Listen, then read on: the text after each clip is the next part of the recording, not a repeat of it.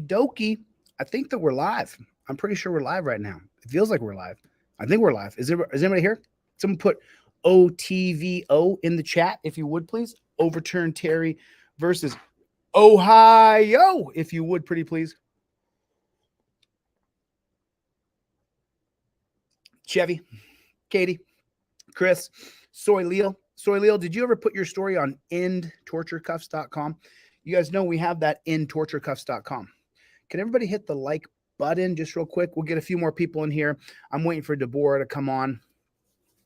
You know, there's so this is my friend Deboraugh Rodgers. I've known her since the end of 2021, and she called me on the phone in the end of 2021 and said, "Hey, oh, there's Deboraugh in the chat."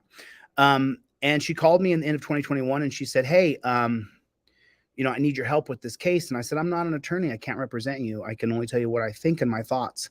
And that was in November of 2021. And since then, Deboraugh and I have stayed in touch. We have been through thick and thin.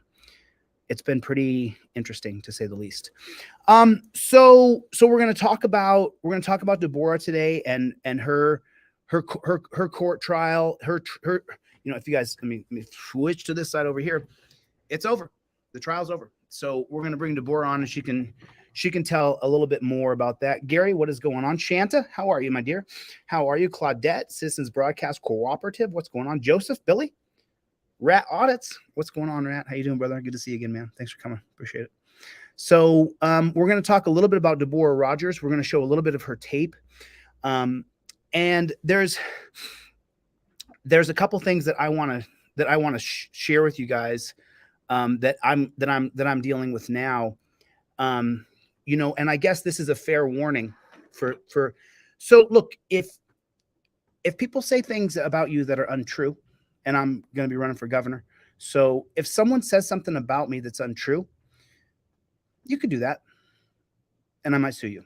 So there's a guy in Florida who we sent a retraction letter to. And so some of his subscribers who watch all my videos, this next week will sue him. I sent him an opportunity to retract his lies. And if he doesn't retract the lies, I'll sue him. He's backed up by that douchebag Most Critical. The guy who's like the biggest douche on the internet is a guy named Most Critical. He is the king of douchebags on YouTube. So he backed him up and said, "Oh, look at this guy, blah, blah, blah." So, but the thing is that I sue people who make up things about me. So the kid in Florida who's a kid, hey kid, you're about to get sued, bro. I've given you 60 days to retract your lies. There's no warrant for my arrest in Henderson, Nevada. Nevada. God bless it. I got to get that right. Nevada.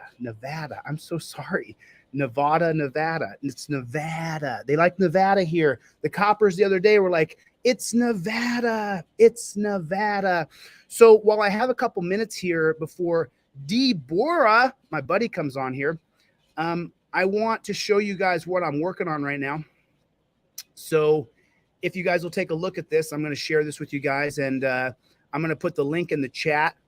I'm going to get this done is what I'm going to do, and I can't do it without you. So you guys can take a look. I put that in the chat right there until Deboraugh comes on. So this is what I'm working on right now. So yesterday, when I started on this fundraiser and I started making phone calls to people, yesterday when I saw this fundraiser, there was $950 here. So since yesterday, and there's some people here who I can't mention because they want to remain anonymous. But these people here, Greg, anonymous, 50, Pedro is for 50, David is for 100, Jose is me, 100. This is actually somebody else's donation right here. They wanted to remain anonymous, and so I put their money in for them. This is an anonymous donation. So yesterday when we started on here, the last donation was 2 months ago. And so then I called my friend David Gaston and said, "Hey, will you put in some money?" And he did. And then I called a friend and they put in 300. And then I called Jeremiah and he put in 100. And then Jeremiah put in another 50. And then I called Ricky and he put in 50. And then I called another friend who's going to remain anonymous. And then I called this friend right here and said, "Hey, can you help me get this guy's wheelchair?" And then I called David and David put in 100. And then I called Pedro, and then I called Anonymous, and then I called Greg. And that's what I did with my day. A lot of my day yesterday, I spent a lot of time doing this because, you know, it's Eric Trillo. He's $2,100 of 75. So we got to raise $5,100 more. So, you know, that's what I'm working on. If you guys, I put the link in the chat. If you guys are so inclined, you know, you want to drop $5, $10, $15, $100 in there for Eric. He needs a wheelchair. He needs a basic wheelchair with artificial intelligence. He can't see very well. And this is what I'm supposed to do. And I was talking to someone earlier, just so you guys know, just to be 100% honest, you know, and I told the person I was talking to earlier, in my 20s, I was a taker. I took more than I gave. And so now in my 40s, I'm a giver. I'm going to give more than I take. So, you know, Eric is 45 years old. He can't get around. So he needs help. So I'm going to promote his fundraiser for him because that's what I'm supposed to do. That's my job as a human being, to help him. That's what I'm supposed to do. So Deboraugh Rodgers, paging Deboraugh Rodgers. We are paging Deboraugh Rodgers. Let's find out where she is over there. And then so let me tell you what orders have not shipped yet. Let me tell you the orders that have not shipped for trifolds, just so people who nice. So the order numbers that have not shipped yet, and I've got them written down here because they're not going to ship until Tuesday, but we had a glitch and it took 2 weeks.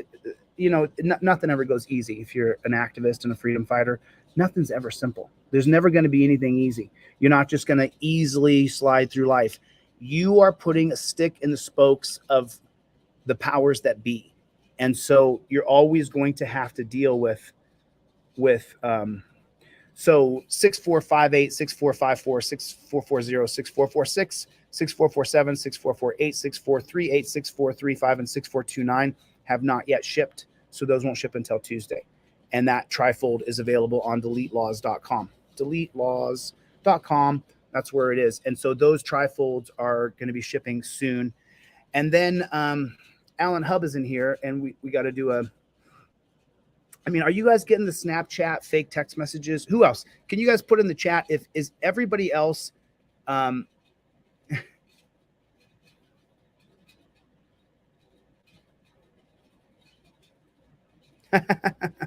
Northeast Colorado cop block. So is everybody else getting these Snapchat videos? It is so terrible.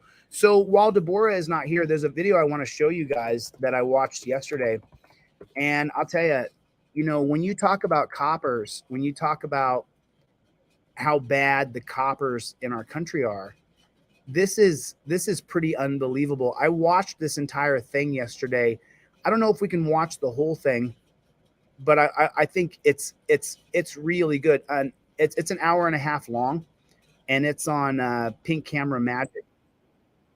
So let me share a little bit of this with you, because this is like, this is the creme de la creme of what's effed up about our country, this copper. And so this is 2019, the year before George Floyd. After George Floyd, everything kind of changed. It just did, you know, and not necessarily for the better for us. It's been terrible. It's been absolutely terrible. So I got Deboraugh here. So let me bring Deboraugh in, and then we will bring her on. What is going on, Deboraugh? Are you there? Can't hear you. Your microphone's can't hear you, hon. Try to get your microphone to turn on. Take just 1 second. Try to get that microphone turned on. Let me try it now. Can't unmute their mic because it's not connected. There you go. Try now. It's okay. Keep trying. Oh, lost her. So anyway.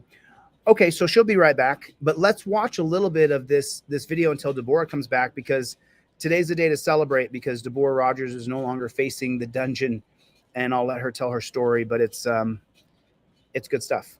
It's good stuff. I'm super, super happy. So if you guys have not seen this yet, this is absolutely riveting. Listening to this guy is like nails on a chalkboard. He is the epitome of what the dumbest of dumb are in our country and what the dumb cops epitomize. We are going on the record at 11:26 a.m. on January 15th, 2019. Please note that the microphones are sensitive and may pick up whispering, private conversations, and cellular interference. Please turn off all cell phones or place them away from the microphones as they can interfere with the deposition audio. Audio and video recording will continue to take place unless all parties agree to go off the record.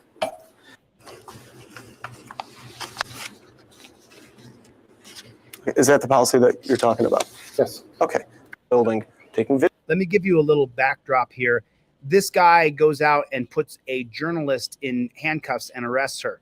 And so this video is his deposition, Donald Milazzo. He's a lieutenant. He's been a lieutenant for 27 years. You arrested Ms. Berquist on, I think it was March 28th, 2018, right? Correct. Okay. After you arrested her, did you look at the order that day?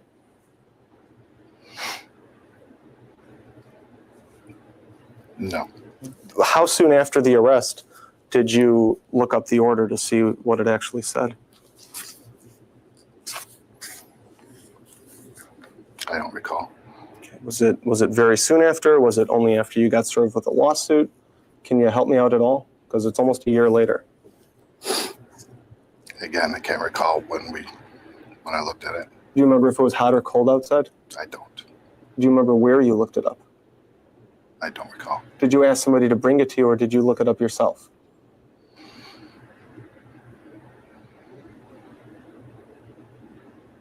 I believe it was sent to us by our main offices. So when you say it was, I'm sorry? By a chief of court's office. What's that person's name? At that time, I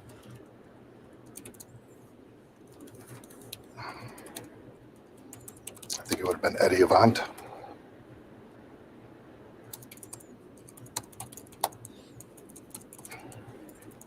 And he sent it to you by way of email, text message. How did he send it to you?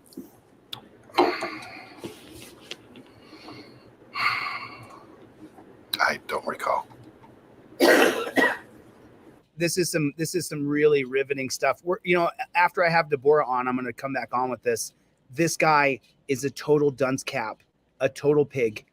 Like, I've met some, I don't know. I've met some people in real life who wear a badge who have portrayed themselves as a decent person. That's what's happened. Chevy, thank you for the $100 for Eric. You will see that be donated tonight, and I'll send you a screenshot of the donation. Thank you, Chevy. But while I have Deboraugh here, I want to bring her on because this whole thing for her is for her. Let me unmute your microphone. Okay. Oh, she keeps on falling off. I'm not really sure what's going on. The good news is Deboraugh Rodgers is no longer facing the dungeon right this second. So, but we're all facing the dungeon at any moment. Just drive down the road and there's a cop hiding to get you. His job is to arrest you. That's his job. That's what he wants to do. Let me try this again, Deboraugh. It's okay. Honey, just relax. Everybody has technical difficulties. You're not alone. So can we hear you?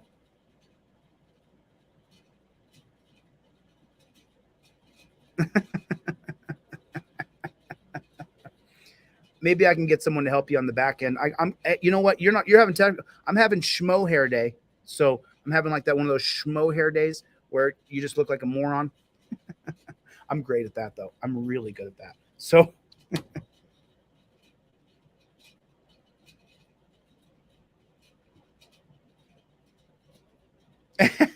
the good news is that this woman right here is no longer facing the dungeon. So nope. So we can't hear her, but we can see her. First of all, Deboraugh, we love you. There's so many people in this chat who have contacted me. People contacted me today about you. People contact me maybe not every day, but every few days or so, I get an email about you. So since we can't hear you, I guess you can text me and I'll speak for you if you want, or I guess you can't text because you only have one phone. Can't hear you now. Can't hear you now. I'm trying to unmute you. So that's okay. I wanted you to give your update, but you're having some technical difficulties. I almost said tests. Technical.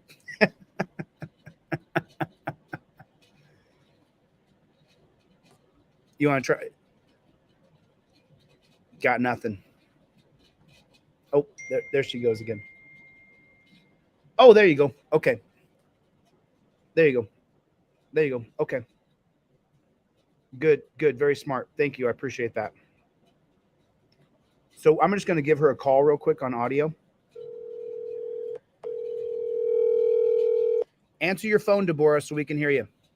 I'm calling you right now. Answer your phone.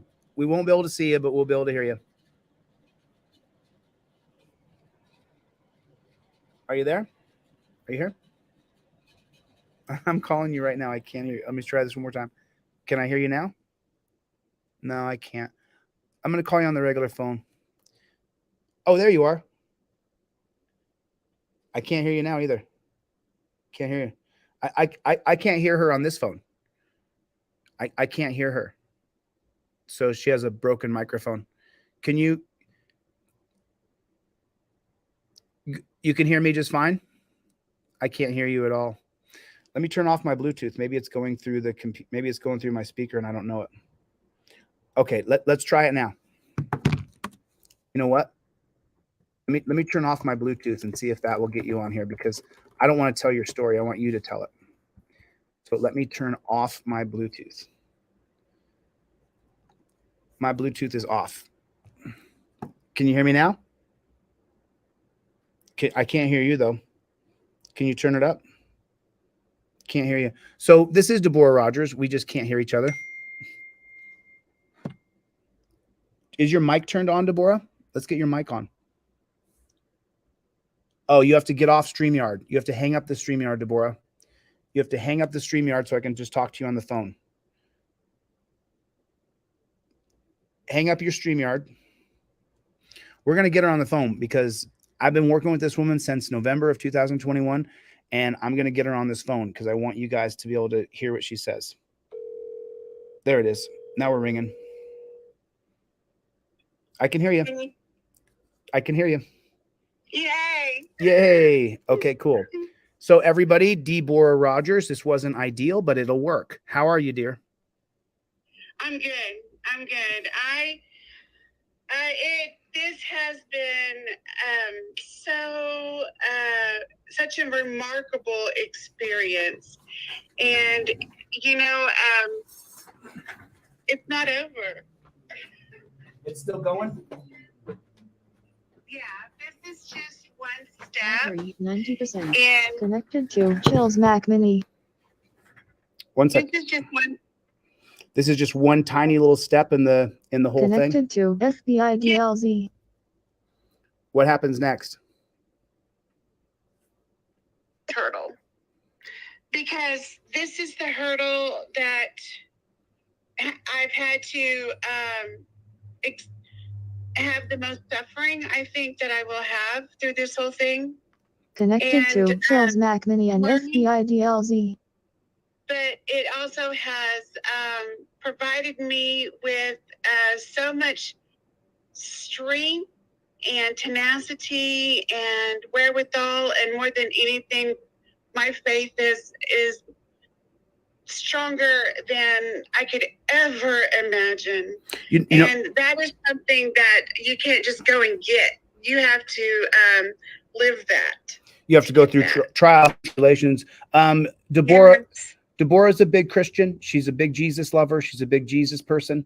She's a devout Christian. She prays. She meditates to God all the time. We talk about this, and so, you know, she's able to find a better connection with the Lord, as she has been going through the trials and tribulations that this world can put you through. So that's the smile on her face, because she was so happy yesterday. I was like, what is it? And she said, my faith in the Lord has never been stronger. I feel more connected to God than ever before. So give us the holding of the court. What did they say to you? What was the final ruling? You know, I find it remarkable when a person has 3 misdemeanors and they walk into a courtroom and there's anywhere from 13 to 15 prosecutors that take up 2.5 rows of seats for a case like this. Yeah. Yeah. Well, at the end of the day, was it a judge or a jury? Jury. So it was a jury. And the jury, what was their findings on your case? They found all 3 counts guilty, and they also determined the punishment. Okay. And what are the 3 charges that they found you guilty of? DUI, drugs, resisting, and having a loaded firearm in my vehicle.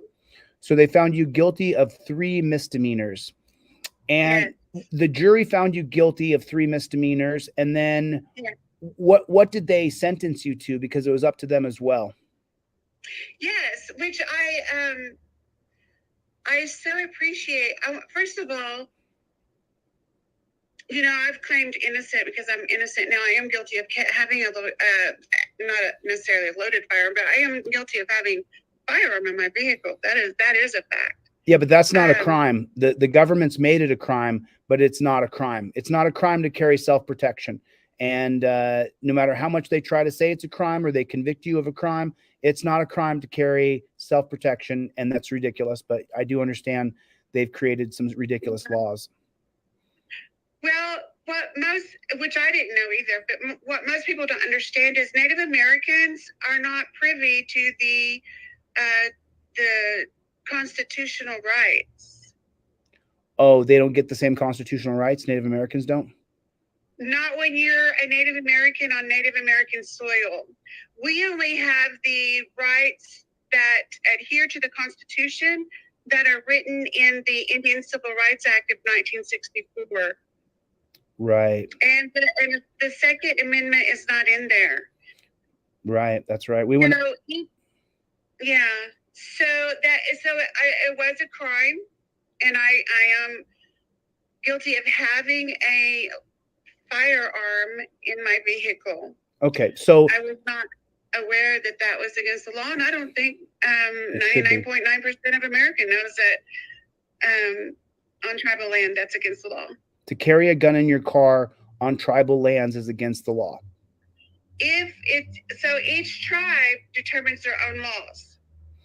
So in most tribes, some tribes are governed differently.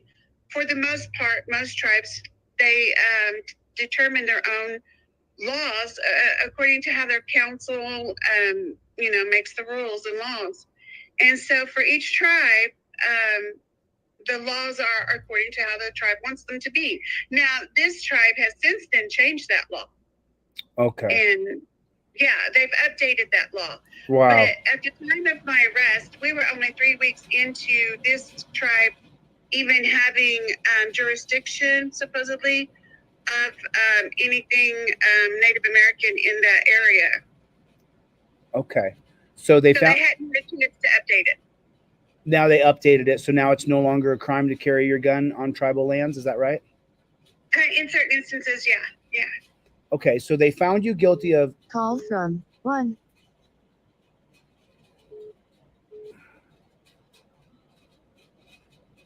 So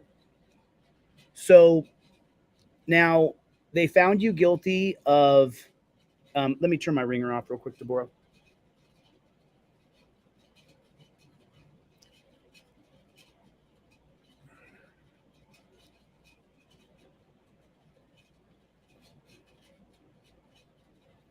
Give me 15 seconds just so that we don't get interrupted again. My phone is never ever on, but for some reason it was on. No clue why. Okay, so there it is. Okay, so now they found you guilty of resisting and of misdemeanor DUI, and they found you guilty of misdemeanor carrying a gun in your car. Those are all 3 misdemeanors. And so what was the sentence? They found you guilty of those 3 things. So your heart must have just been up in your chest, right? No, not necessarily. I knew that, I knew before the outcome was there. I was prepared to go to jail. I learned, because I'd never been in jail before until this event. So I learned and was prepared. And if that was going to be the sentence, then I was going to go, and I was fine with that. Because I do have faith in our judicial system. It isn't perfect, but it is what it is. And I have come to the conclusion that, and it does go back to my faith as well, that here on earth, there are certain people that are in control of this earth, and they have the power, and they can interpret the law how they desire and create the law how they desire and all of that. But when I'm in heaven, my Lord will be the judge, and that is going to be the perfect judge.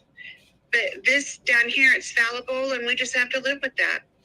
Well, I mean, I wouldn't be okay with you going to jail. I would not be okay with that. I wouldn't be okay with her going to jail for an absolute victimless crime.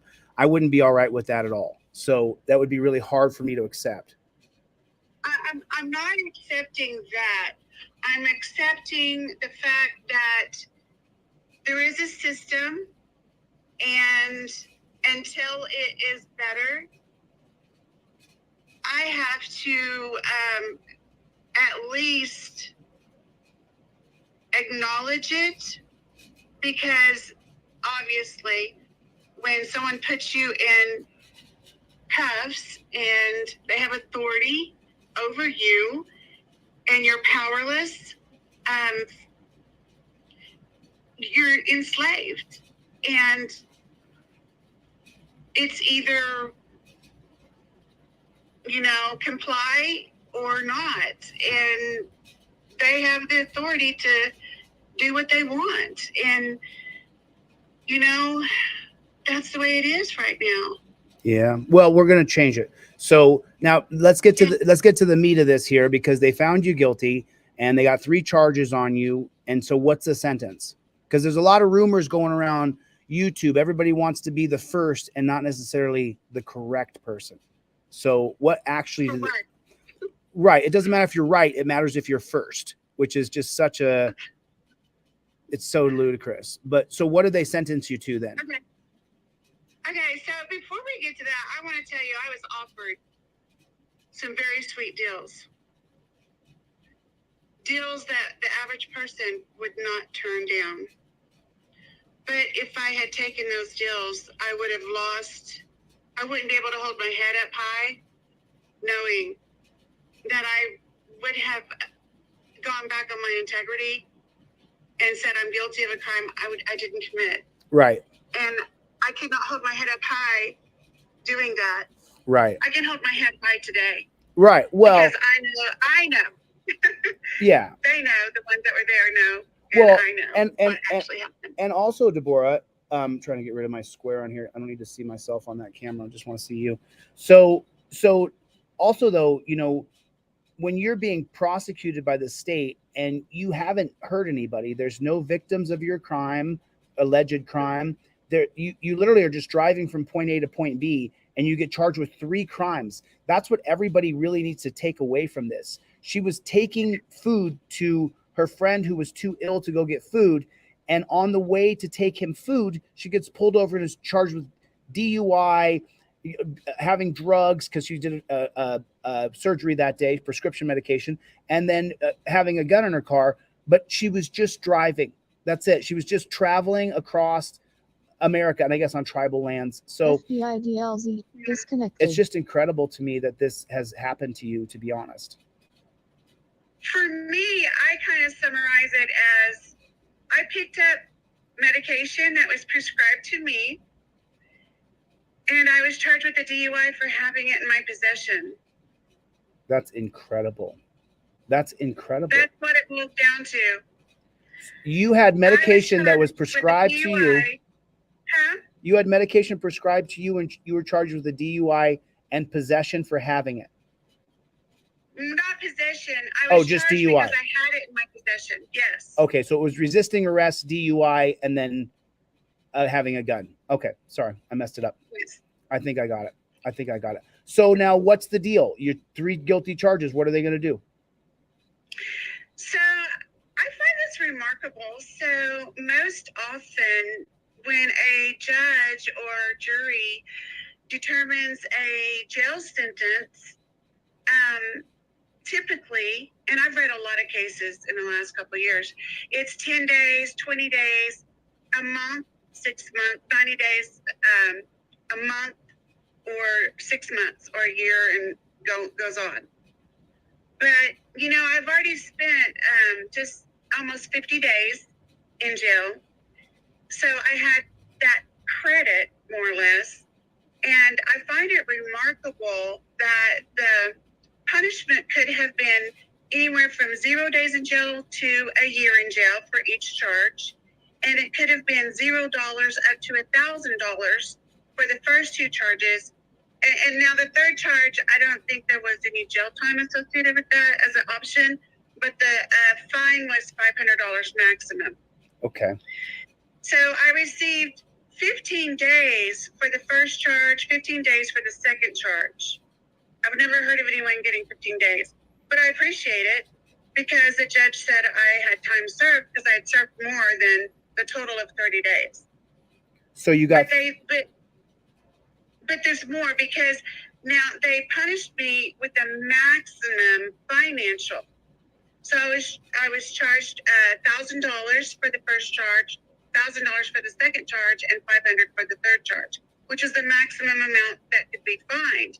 okay. And I just find it remarkable that within 2 weeks of an election, they made sure that I did not go to jail.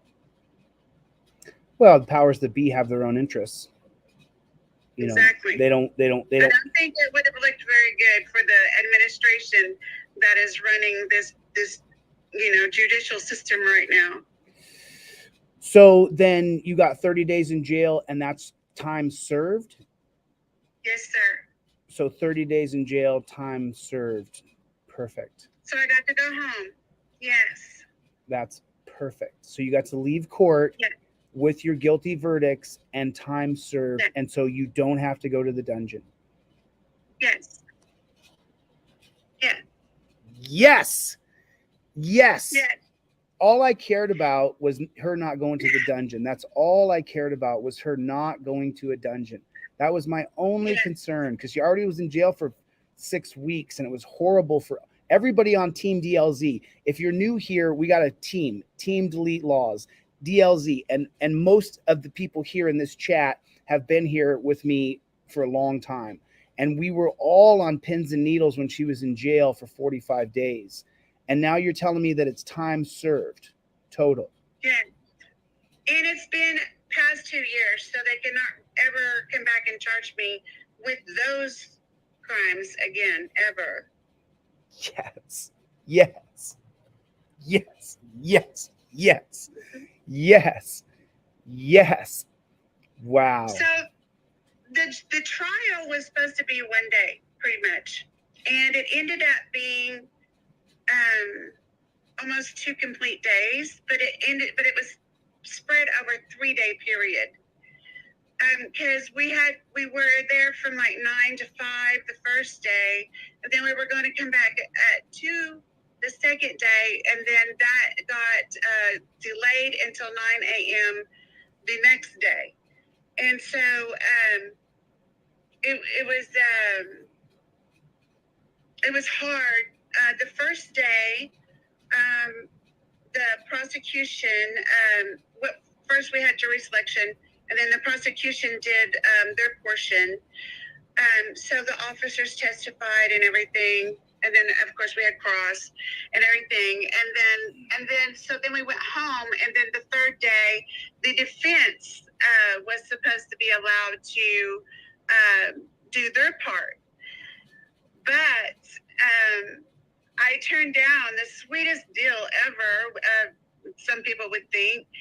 And so I personally feel that I was punished For not taking a going deal. through with my trial. Yeah. Oh, they do it all the time. If you don't take the deal they offer you and the state has to do their job, well, then they're going to really hammer you later and give you a really horrible, because I think that the deal they offer you is probably better than what you got, right?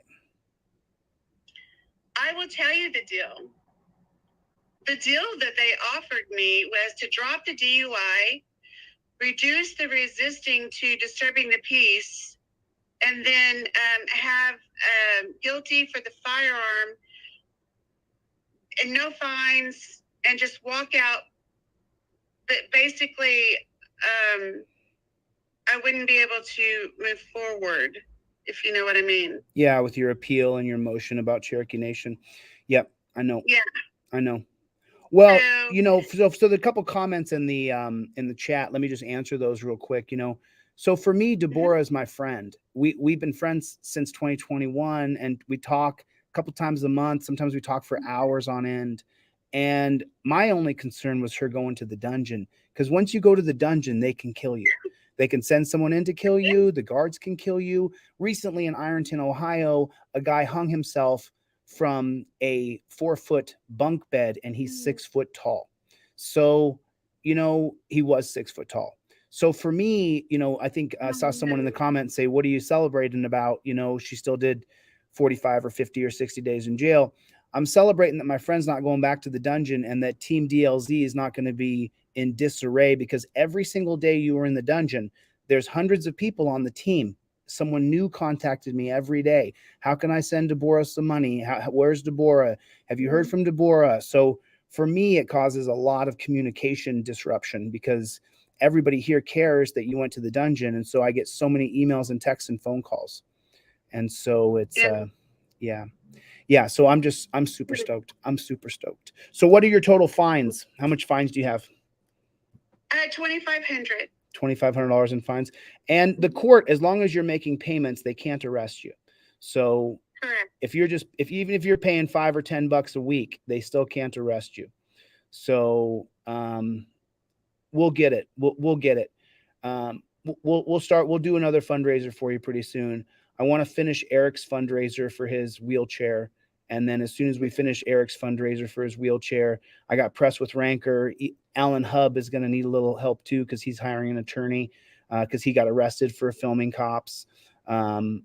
So I have a few people on the list, but you're always on there. So as soon as we get the wheelchair for Eric, I'm going to get that wheelchair. I'm telling you all, I'm going to get Eric that wheelchair. There's just no reason in the world people can't spare $50 or $100 who have the money. And I've been sending text messages to my friends and family for the past 24 hours, and I'm not going to stop until we get to that $7,200 to get Eric's wheelchair. It's just bugging me, All I have to do is just continue to hit up friends and family, and I can get $50 or $100 out of every different person, and I'll raise enough money. Like a Chevy he just sent me $100 on PayPal. Thanks, Chevy. I appreciate you, buddy. Thank you, Chevy. You're so sweet. You're so sweet. Thank you, Chevy. So I'm going to get this money, and then after that, we're going to start working on that fine for you. Yeah. And I just want to say how much I love Eric. Eric knows that he knows that I pray for him. Yeah. I let him know that I pray for him, and I know that he appreciates it because he lets me know.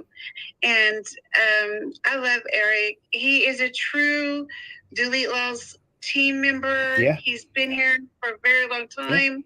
Yeah. And he's not always capable, because he might not feel his best to get on and say things, but he can, he lets us know that he's listening. Yep. And supporting us that way the best he can. Yep. And, Eric, we love you. And this is going to happen because, it's called Delete Loss Team, but I call it family. And this is how family is. We take care of each other, and we're going to make this happen for you, Eric. And just know how much we love you. See, I did a live stream. This is why Deboraugh is my friend. I did a live stream for her, and she goes off about how Eric's a great guy and we should help him. So, Deboraugh, I love you, honey. I'm so happy to hear this.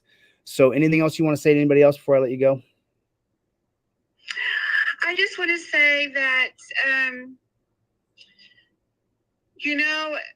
anytime that we settle, nobody wins. Nobody wins, because then the behavior that created the chaos gets to continue because there's no punishment on their end for doing what they did. And then now you can be a target because you've settled. They know that they can get you to settle. They're going to come after you because they know they're going to get something from you and things of that nature. I was literally told from my attorney, you need to get out of Dodge. Basically, you're going to be a target, pretty much. And I'm like, why don't they just leave me alone and let me live my life? And then there's no target to have. That's what I'm thinking. But nobody wins. Yeah, I know it. The tribe has been out. I'm sure they've been out over $100,000 just up to this point. Yeah. I haven't been out near that. I've only paid $350 so far. Yeah.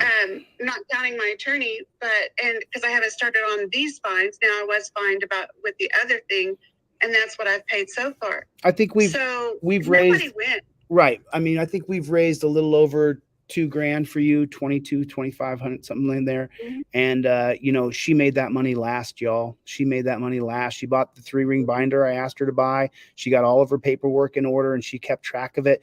When you're going through a case, you want to get your 3-ring binder and create your Bible where every single motion, every form, every ticket, everything you get, and the 3-ring binders are not cheap. They're like $20, $25 for a good 3-ring binder that's this thick, so you can get, because they're going to inundate you with papers and you got to 3-ring punch them. And Deboraugh, she did everything that she was supposed to do, and we raised her a couple grand, a little more, but she spent every dime on fighting for herself and paying that lawyer off. And the lawyer is not paid off yet, right? Still owe some money on that. No, so we got a loan. Yeah, but on the loan, so we're paying the loan back with the fundraiser money. Yeah, how much is the loan? How much is left on that loan? 12, 15, 1,800?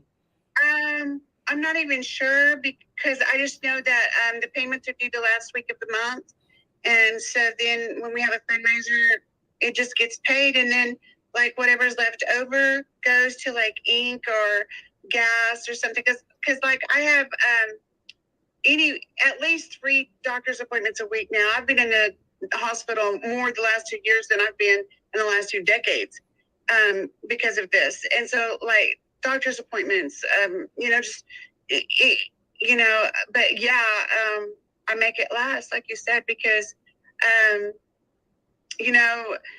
this is my life now. It wasn't a choice to have to do this. They interjected themselves into my life. So this is what it is now. And so, I'm not going to just sit back and let them take my liberty and my freedom. I'm going to hold my head up high, and I'm going to do the best I can. And I'm going to try as hard as I can, because if I don't, I won't be able to hold my head up high. That's right. Even if I don't win in any future trial or court or anything that has anything to do with this, I win because I tried my hardest. Well, and I did my best. And also, Deboraugh, if Deboraugh worked full time on this, she never stopped working. And the thing is, when you're charged by the state and they want to put you in the dungeon, if you don't stop everything you're doing and do everything you can on your case, then you're going to go to a dungeon. It's almost a fact. Look at the prison chart. You're going to go to a dungeon if you don't take the steps that Deboraugh did. All right, Deb, I'll let you go. Love you, honey. Thanks for coming. Love you guys. Love you, Deb. Thank you for everything. Love you. Deboraugh Rodgers. Bye, honey. Okie dokie, pokey smoky. Love you, Deb. Okay. So Yeah, she's a real freedom fighter. She doesn't back down. She doesn't give up. And originally in November, oh, thanks, Action Jackson. I didn't ask her about her MS. I'm sorry, I didn't get into that. We had a lot of technical difficulties starting off, and I did not get into it.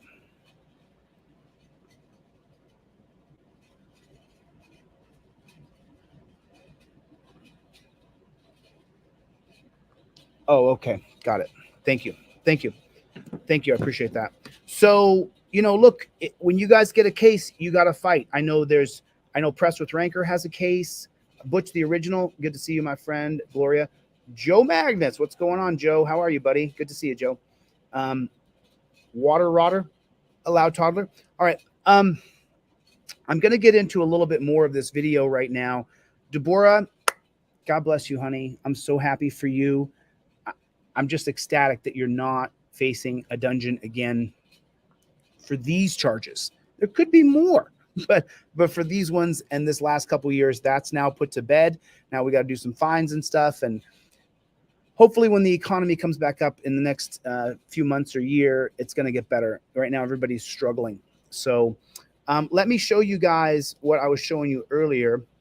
And I want you guys to see this because this is a riveting video.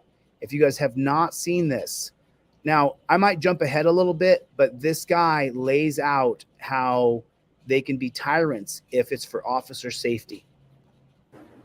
Is it documented somewhere Is what documented? that he sent this to you? Is there a note somewhere indicating that he sent it to you? Is there a text message, a phone call, an email, anything that would point to him actually sending you this judicial order? And again, we're talking after Ms. Berquist was arrested. I can't answer that for sure. Okay. You've had a chance to review the order since the arrest? I read it back then, yes. Okay. And does it say in and around the building? It does not. Right. It says in the building, right? Yes, Right. Because in the building is where the order pertains to, right? correct. Outside of the building is public, and anybody could take pictures there all day and all night, right? Correct. In fact, Ms. Berquist could go outside right now and do exactly what she was doing back on the day that you arrested her. And if you saw her doing it, what would you do today? I'm going to object. Calls for speculation. You can answer it if you understood the question. He ran outside and arrested this woman outside of the building and said, "Oh, I thought the court order said that we could arrest him." We probably would not have detained her. Would not have detained her. So if you would have actually known the law, you would not have detained her, right? Well, right now we would know what she was doing out there. But at the time, we didn't know if she was videotaping people coming out, videotaping witnesses, videotaping people that were involved in domestic violence, videotaping inside the door where the posts were. We didn't know that. Any of those examples you just gave, if that's what you thought she was doing, would you arrest her then? Then, Now. Would you arrest her now? now I know who she is and I know what she's doing. Forget her. Let's say somebody else is outside. We get done with the deposition, you walk outside or you look outside your window and you see somebody filming the building. Are you going to go over and detain that person or not? I'm going to object again. Calls for speculation.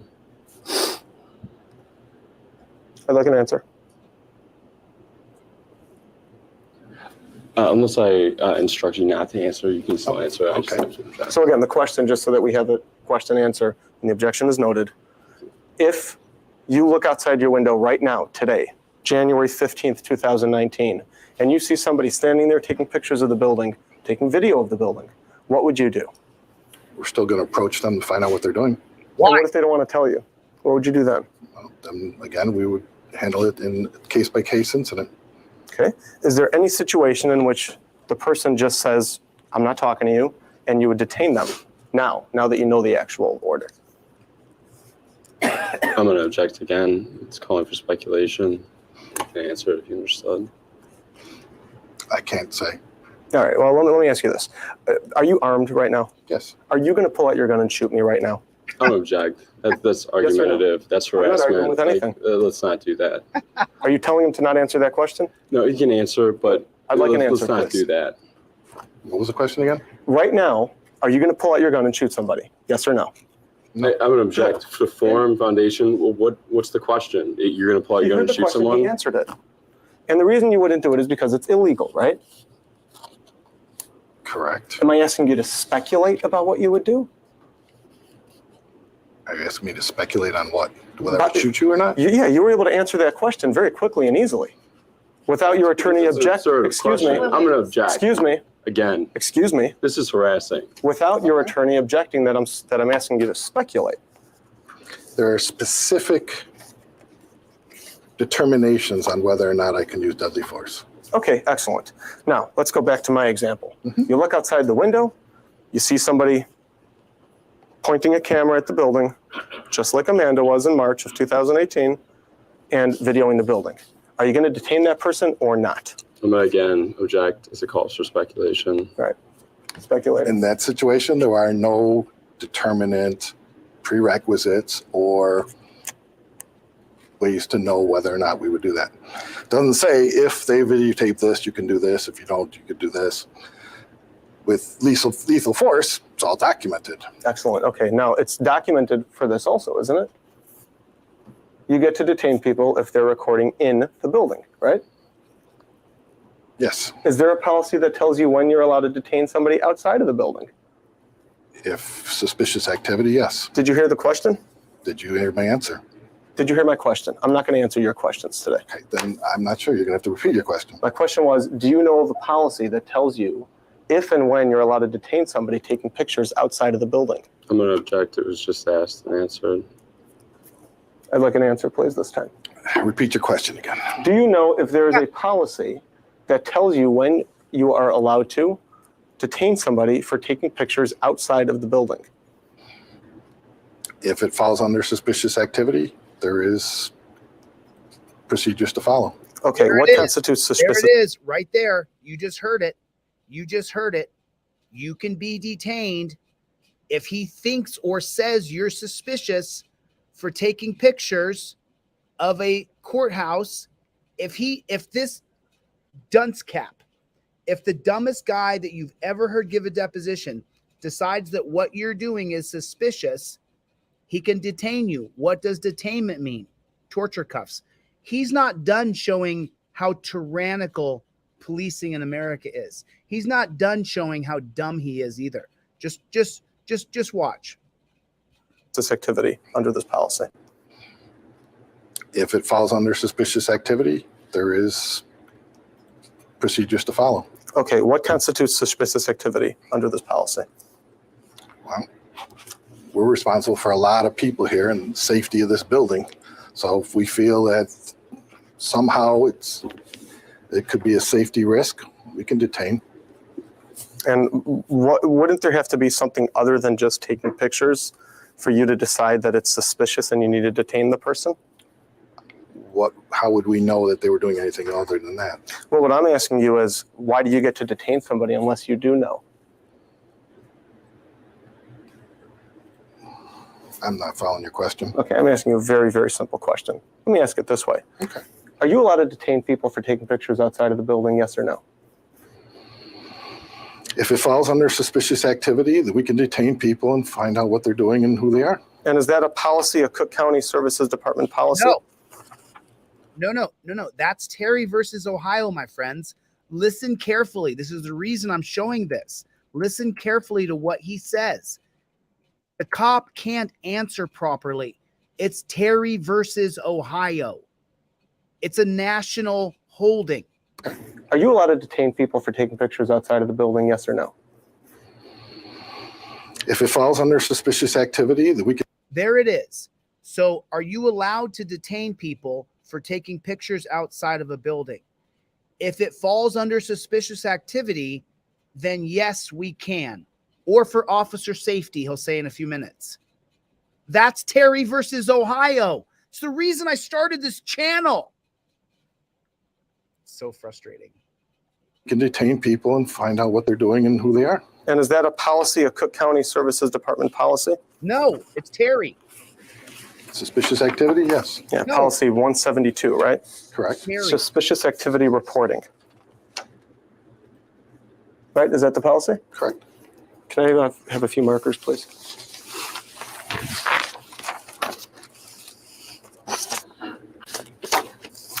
What's been marked is Exhibit 1. And I'd like you first to identify this document, please. And for the record, this is bait stamped CCSAO Bergquist 000013.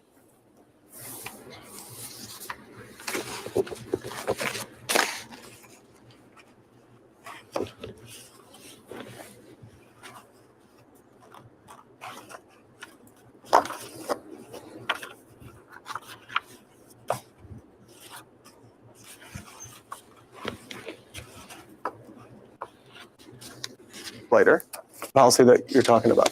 Yes. Okay, please, I'm going to hand you my highlighter. I'm going to ask you please to highlight the portion there where it tells you that you're allowed to detain people for taking pictures outside of the building. He's. Did you hear that?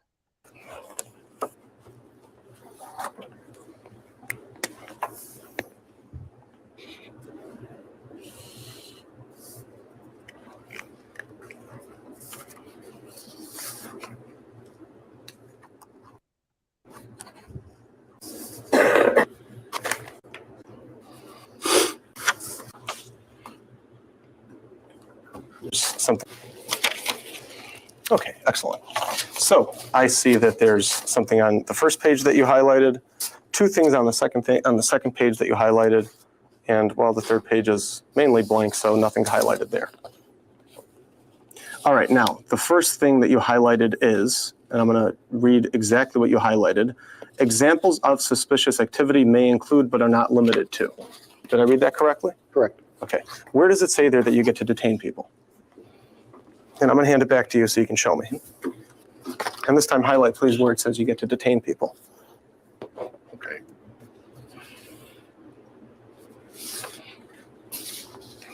It does not say it in that paragraph. Excellent. Where does it say it? Use the highlighter.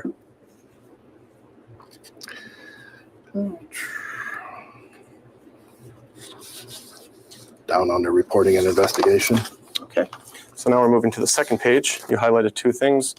One thing over here says that the responsibilities of the respective department head include but are not limited to. Then the next thing is 172.4, reporting and investigation. You highlighted these words. Any member receiving information regarding suspicious activity should take any necessary, immediate, and appropriate action. And that's the end of the highlighting. And your testimony, obviously, is that this authorizes you to detain people who are acting in a way that you feel is suspicious, right? Yes.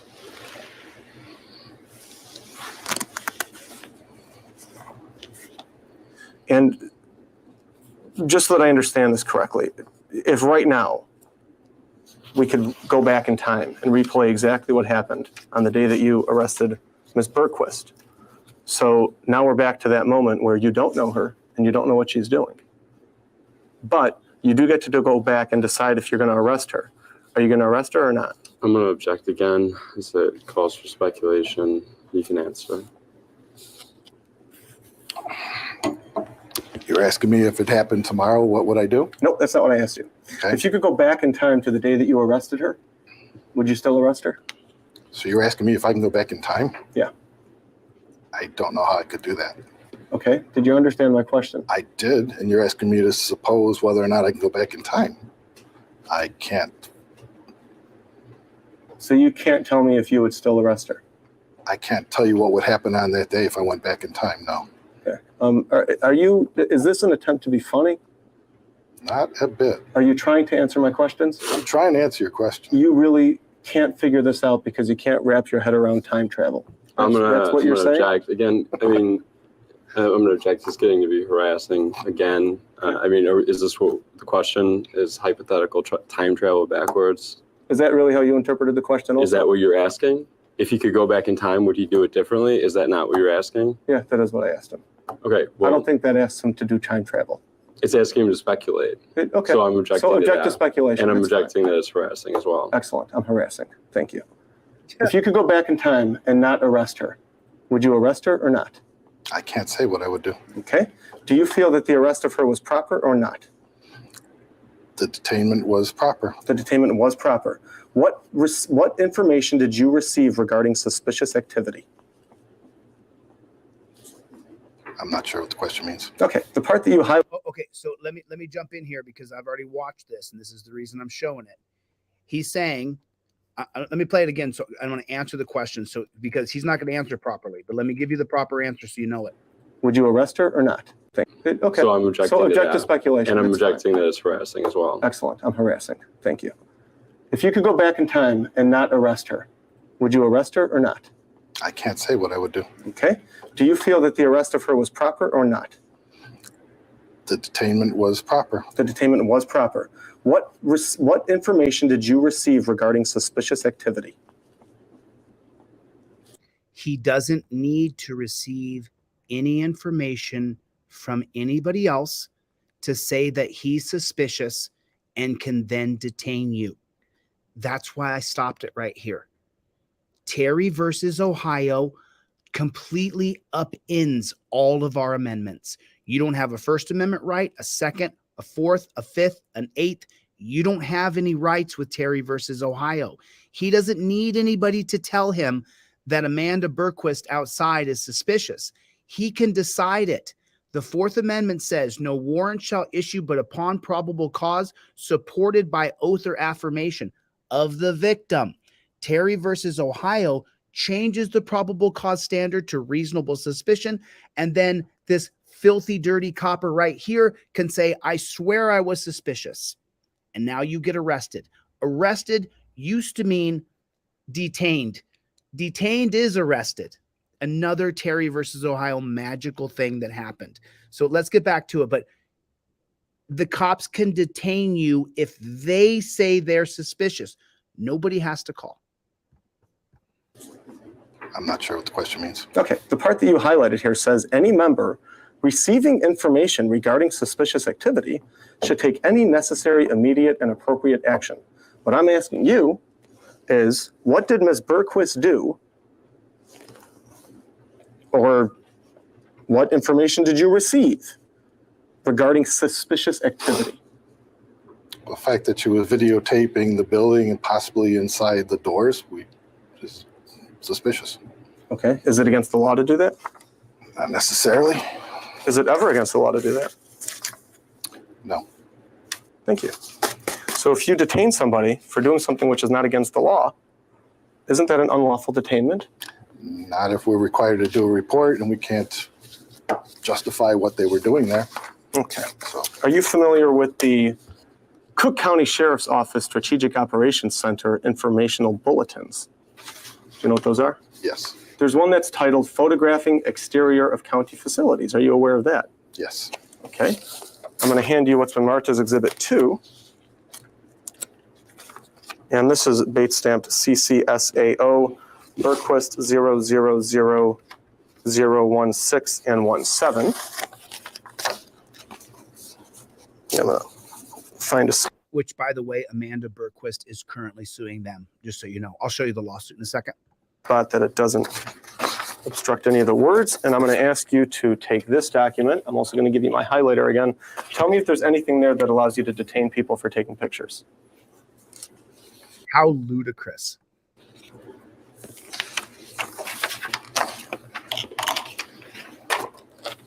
All right. You highlighted date of information, June 20th, 18, and date of report, June 2018. Did you understand my question? It should have been June 10th, 1968, the day the Supreme Court ruined everybody's freedom.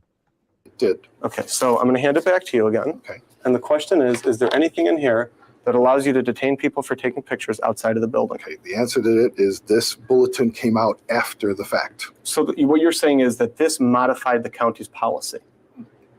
I did not have this bulletin in my hands in order to make a decision. Did you hear my question?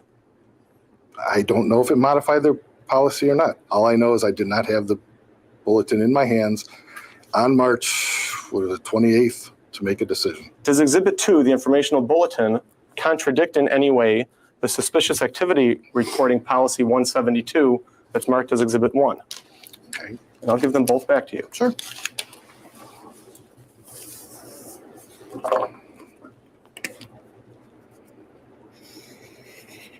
All right, you just highlighted something else on Exhibit Yes, 1. I did. This says the policy was issued on June 1st, 2018, and shall become effective upon issuance. Okay, well, you must not be understanding my question. What I'm asking you is, Exhibit 1, suspicious activity reporting, your testimony is that this allows you to detain people taking pictures outside, right? Correct. Okay. Exhibit 2, does this allow you to take pictures, detain people of taking pictures? Does Exhibit 2, the informational bulletin, allow you to detain people for taking pictures outside of the building?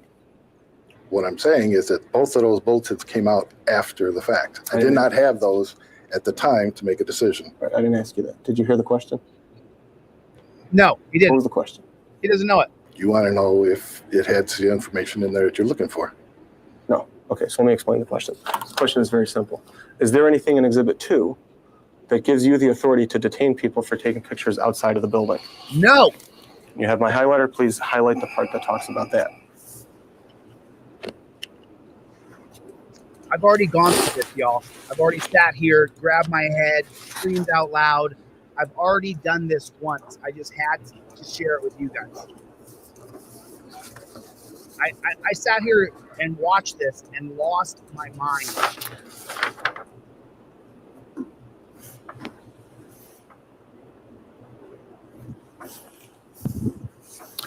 No. Okay. So, if I understand your testimony correctly, Exhibit 1 gives you authority to detain people for taking pictures outside. Exhibit 2 does not give you authority to do that, right? Correct. Don't they contradict each other in that regard?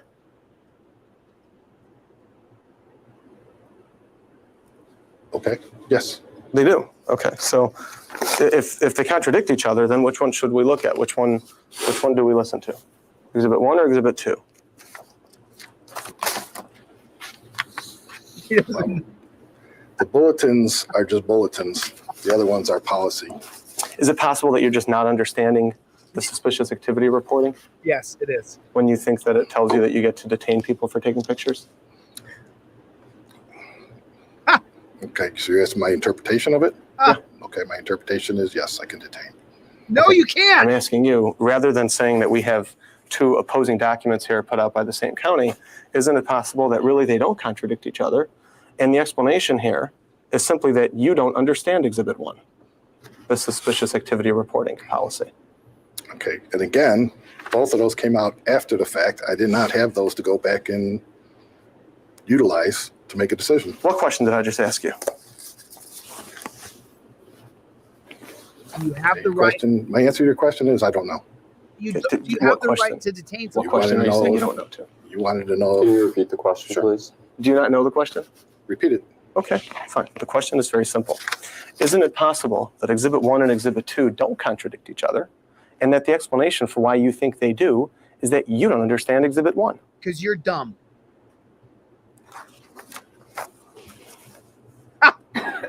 No, It's not possible. it's not possible. Okay, because in your mind, Exhibit 1, suspicious activity reporting policy 172, allows you to detain people taking pictures outside if you believe that it's suspicious. Correct. Okay. Is there any objective component to that, or is it only subjective? Subjective. Completely subjective. So if He doesn't know the difference between objective and subjective, which is the entire crux of law enforcement, of being a copper. I'm standing outside taking a picture and you feel that my shirt is suspicious, you can detain me for that, right? I'm gonna object again. Calls for speculation. What kind of shirt are you wearing? Regular blue button-down shirt. Okay. I don't find anything suspicious about that. What if you do? Then you're allowed to detain me, right? I'm gonna object again. Yes. Calls for speculation. Yes. Do I get an answer? Yes.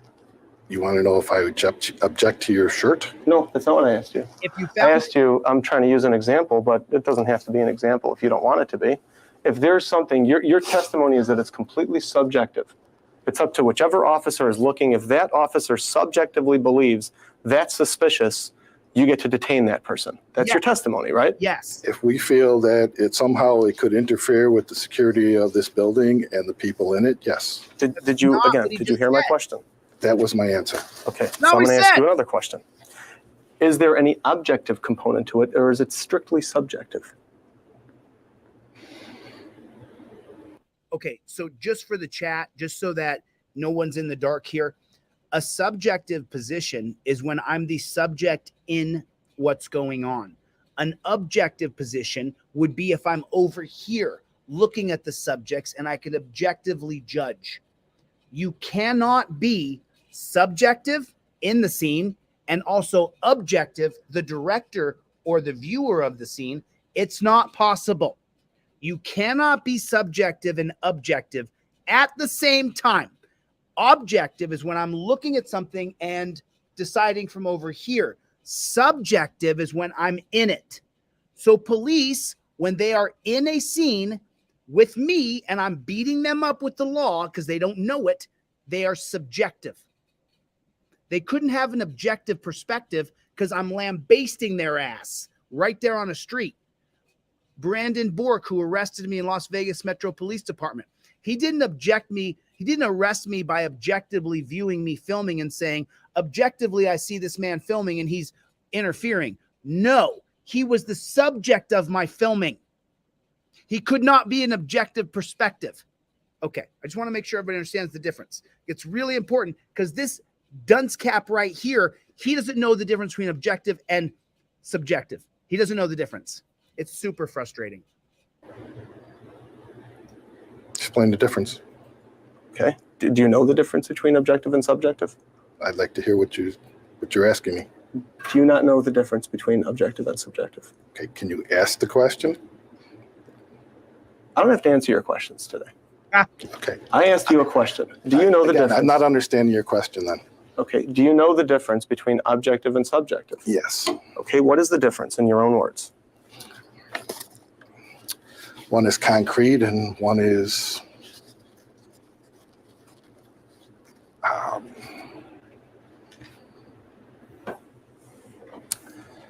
I can't think of another word for it. So which one is concrete, objective or subjective? Okay, so objective is concrete. All right. Subjective is how you personally feel about something, right? Right? Perception. Perception, your own perception, right? Correct. Not based on any objective evidence, but based on your own subjective opinions and beliefs of what's happening, right? Okay. Okay, so what I'm asking you is, and I just want to make sure I understand this because you're a lieutenant, right? Yes. How many ranks are there above lieutenant in Cook County? Ranks, actual merit ranks. Yeah, how much higher do we get? That's it. It's your last merit rank. So you're the highest. Yes. Congratulations. So as a lieutenant, you're telling me that these policies that I'm looking at allow a police officer to detain anybody who they subjectively believe is acting suspicious. Well, first of all, those Yes or aren't no? both policies. Okay. Did you hear the question I just asked you? Yes, Can you please answer it? I did. They're not both policies. Policy 172 is the policy we have to follow. The informational bulletin you don't have to follow? It's just informational. Who writes the informational bulletins? I have no idea. But you don't have to follow them. They're just for information. Did you hear my question? We follow the policies. Do you have to follow them? Do you have to policies? follow the informational bulletins? No, we're ordered to follow the policies. What does U//LES stand for? Do you know? No.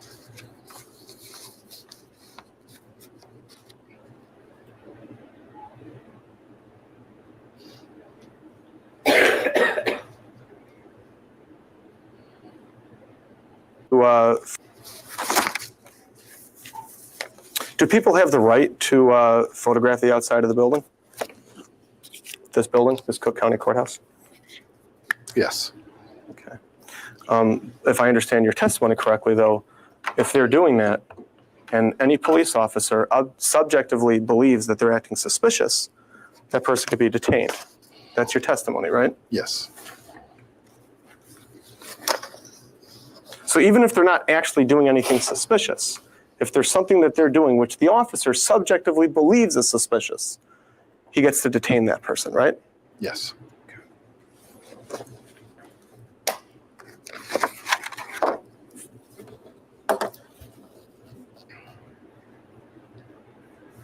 Are you familiar with the Fourth Amendment, by the way?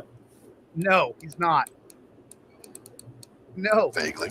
What does it say in your own vague terms? No illegal search and seizure.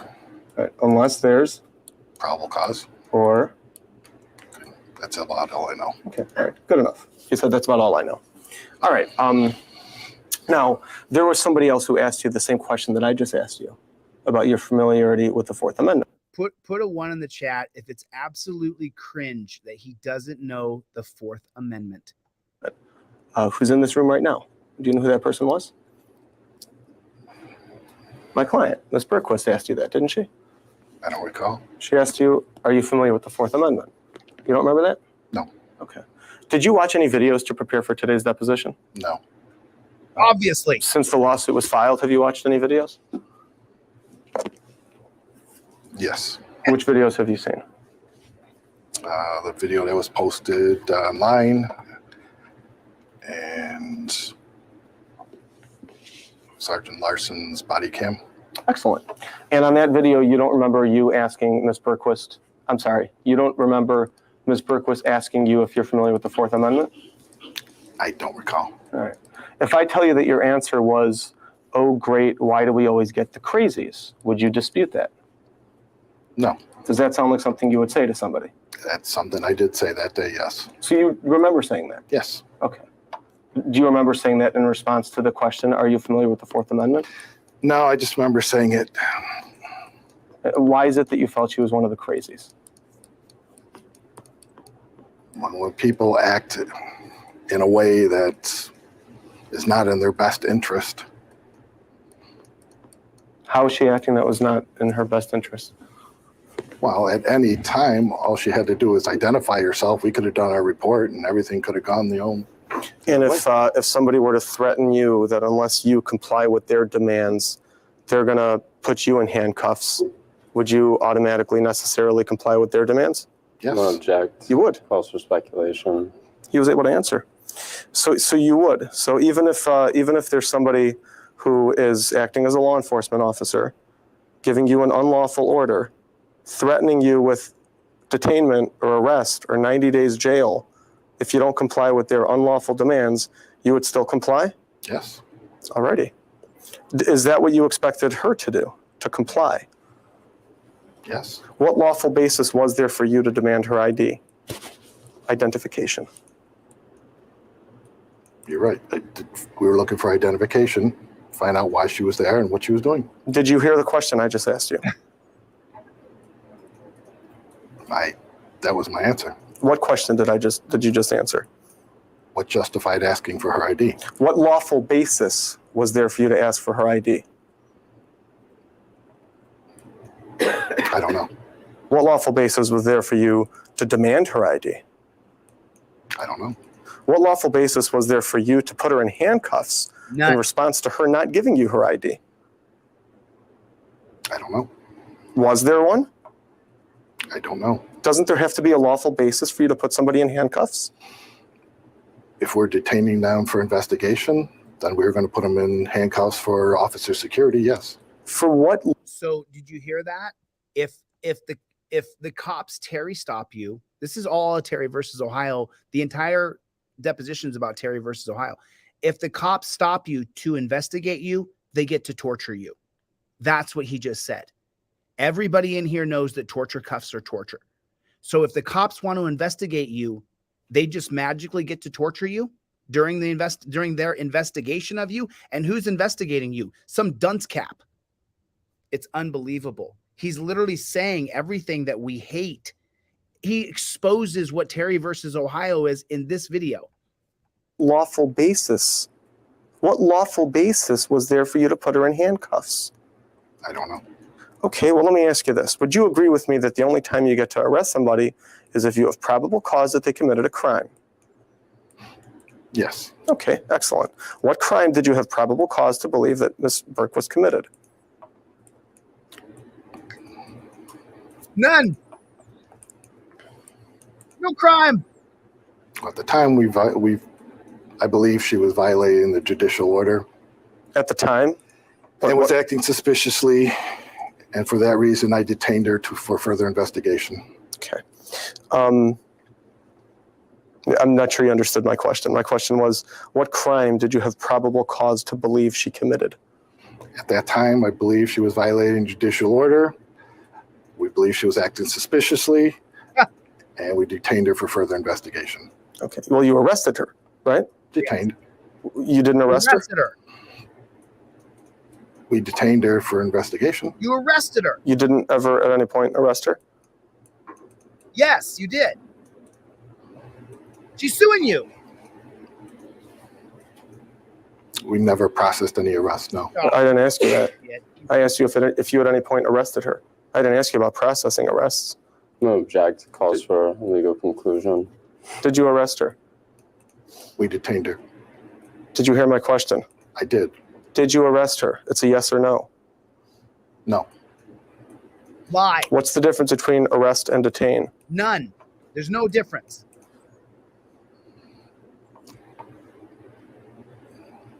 There's no difference. I don't know. Okay.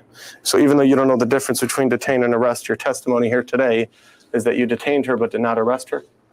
The difference between detained and arrest, according to the U.S. Constitution, this is the U.S. Constitution, is Hugo Black of the KKK in 1968 sat there on the Supreme Court and inquisited John Terry and John Terry's attorney and Louis Stokes for the state. And they went over and over and over. And then Hugo Black, a lifetime member of the KKK, then said, well, you're not arrested if you're not being taken to jail. Even though when you arrest someone's movement, it is arrested. Hugo Black determined on the Supreme Court that day that there's little arrested and big arrested. But they don't call it little arrested. They changed it to detained. And then magically said that when your arms and limbs are all hemmed up, you're not really arrested. You're only detained. Yes. Is there any training required to become a lieutenant in here? Okay.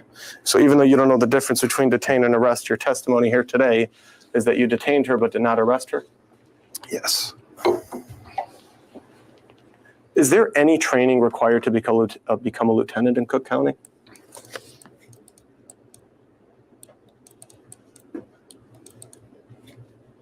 So yes or no? Yes. You wouldn't know. That's good. What training did you get before you had to become a lieutenant? Well, actually, let me strike that question and ask you this one. As a lieutenant, you're a supervisor to other people, right? Yes. Okay, because you work in the Cook County Sheriff's Office, right? Yes. And that's a paramilitary organization, is it not? Okay, so there's a rank, right? Yes. And there's a chain of command. Yes. And lieutenants are pretty high up on that chain of command, right? Yes. Okay, so how many people at any point would you say you have control over in that chain of command? In this facility? Anywhere in Cook County? Well, that would vary by what facility I was in. How many people answer to you in this entire county? Just this facility, Let's say just this facility, sure. 55. Okay, so 55 people answer to you. What would you do if one of those people said to you, what's the difference between arrest and detain? What would your answer be? We'd call legal. Mr. Gorman, seated to your left? No. Sheriff has their own legal. Oh, okay. Their own legal who helps them understand things like the difference between arrest and detain. Yes. Gotcha. Was there a lawful basis to handcuff her? Yes. Okay, and what was that lawful basis? Officer safety. My God. Okay, now the Listen to it again, folks. This is a woman standing outside of a building with a bunch of cops in it. And this pig goes running out there and he has to put her in torture cuffs for officer safety. This is a Terry versus Ohio deposition. Was there a lawful basis to handcuff her? Yes. Okay, and what was that lawful basis? Officer safety. Gotcha. Okay, now in order to detain somebody, would you agree with me that you need reasonable suspicion that the person's committing a crime? Yes. Okay, great. What crime did you have reasonable suspicion to believe Ms. Bergquist was committing when you detained her? We believe she was violating the judicial order for the building. The judicial order which said you're not allowed to take pictures in a building. Yes. In a building. Because you thought it said in and around the building. Yes. But in reality, taking pictures outside the building is not included in that judicial order, is it? Found out that later. Is it? It's not. No. Good. So This lieutenant, who's been a lieutenant for over 2 decades, didn't know that you can't take pictures from a public sidewalk? was your detainment of Ms. Bergquist lawful or unlawful? Listen. No object again. It calls for a legal conclusion. I can't make a lawful conclusion. You can't answer that question? I cannot answer that question. Okay. I just want to make very certain about this. I'll give you an opportunity to take a break and confer with your counsel before we proceed. I don't want to get another answer at trial. I want to make sure that your answer I get today is the same answer I hear at trial. Okay? So do you want to take a moment to confer with your attorney before you answer that? Nope. No. Okay. So your answer is you don't know. Yes. Was Ms. Bergquist detained for taking pictures? Yes. Yes. And for not identifying herself. Right. Is there a law that requires people to identify themselves when requested by law enforcement?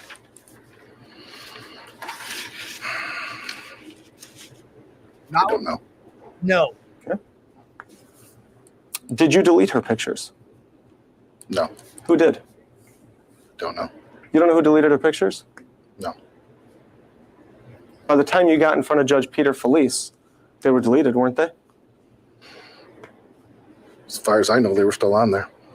You grabbed her camera Yes. away from her outside, did you not? Yes. From that point until you were in front of Judge Peter Felice, did she ever hold her camera again? No.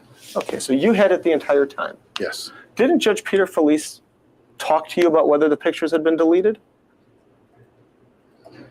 He asked for the memory thing so he could delete them. Did you hear what I asked you? No, he didn't. Yes. What did he tell you about deleting the pictures?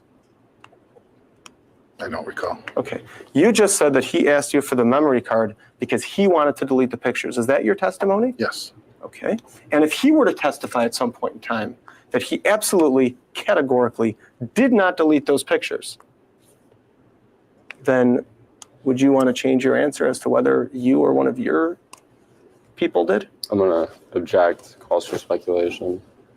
No, it calls for perjury. He's under oath. No one had custody of the camera but me. So then you delete them. So you had it, you gave it to Judge Peter Felice. Yes. Judge Peter Felice ultimately gave it back to Ms. Bergquist. Yes. Okay. So if it was deleted from the time she was outside until the time she got it back by Judge Peter Felice, it was either deleted by you or by the judge, right?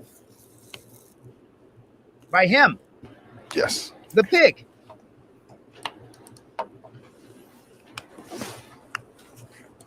Would it have been lawful for you to delete her pictures? I don't know. What do you think? Are you allowed to go over to people's pictures and delete them No. without a court order? No. Right. That would be a violation of which amendment? Do you know? No. Which amendment is it that prevents you from seizing people's property without a lawful basis? Put a 4 in the chat. Fourth Amendment. Exactly. Okay. So do you know or not if you'd be violating the Fourth Amendment by deleting her pictures without Yes. a court order or a lawful basis? No. All right. What? He doesn't know? You mentioned at some point in time something about a DHS memo. Remember that? No. You never said DHS memo to Ms. Bergquist? I don't recall. Is there a DHS memo that you can think of that has any relation to this situation? Not that I can recall. Okay.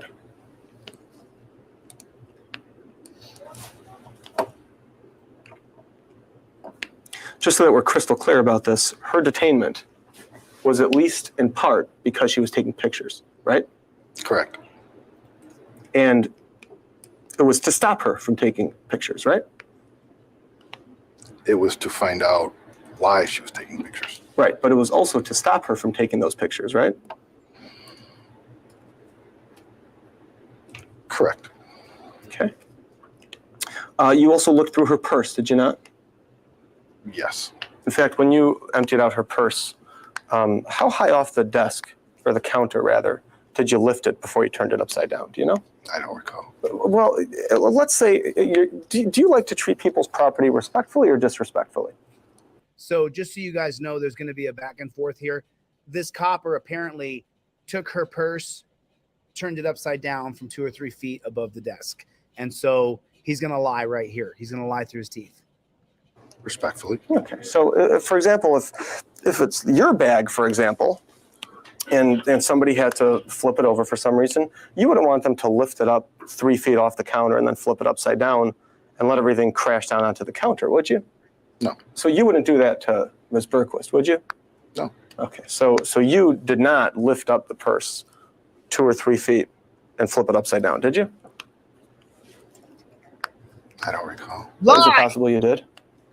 I remember dumping out the contents, yes. Right, but I mean, you could dump over contents, and you can dump over contents, right? Depending on you could did.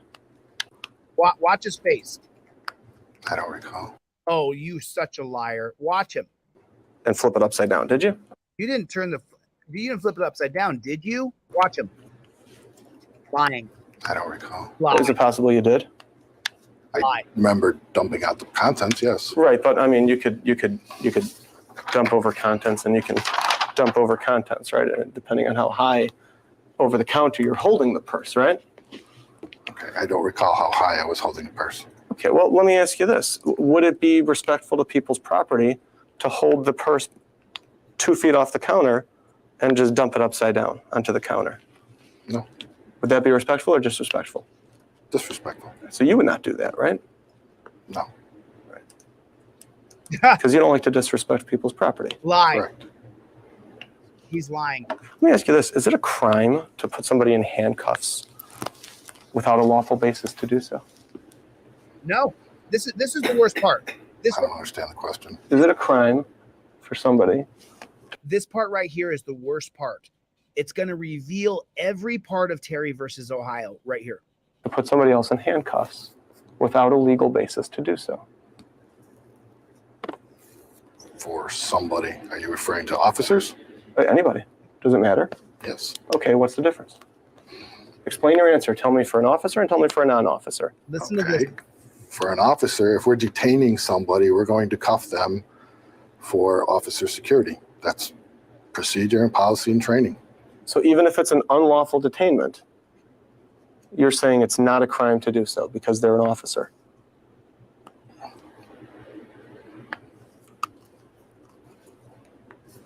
Are you asking me for this situation? Let me ask you this. If an officer detains somebody because the person's a woman,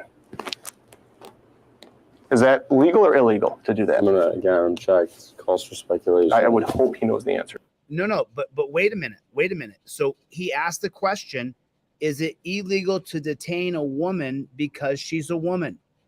This dunce cap pig is going to reveal everything that's wrong with our country. It's Terry versus Ohio. Listen to what this pig says. He reveals it here. This is the whole reason I'm showing you this part right here. To this. I'm gonna again check. Calls for speculation. I would hope he knows the answer to this. Your answer is detaining them because they're a woman? Yeah, that's the reason. No. Okay. How about because the person's a man? No. How about because the person's white? No. Very good. How about because the person's black? No. We agree.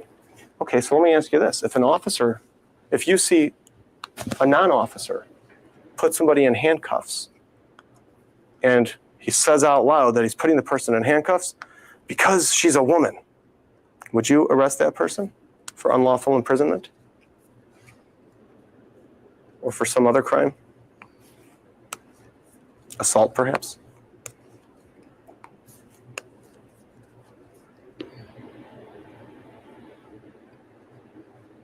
It's possible. Okay. Tell me why you would not. You said it's possible. I'm assuming that means you might not. Tell me why you would not arrest that person. It would depend on the facts behind it. Gotcha, okay. All right, now let's say that person is an officer. So the person is an officer and says, this person is taking pictures and I subjectively feel it's suspicious because the person taking pictures is a woman, therefore I am going to put her in handcuffs. Would you arrest that officer for putting her in handcuffs?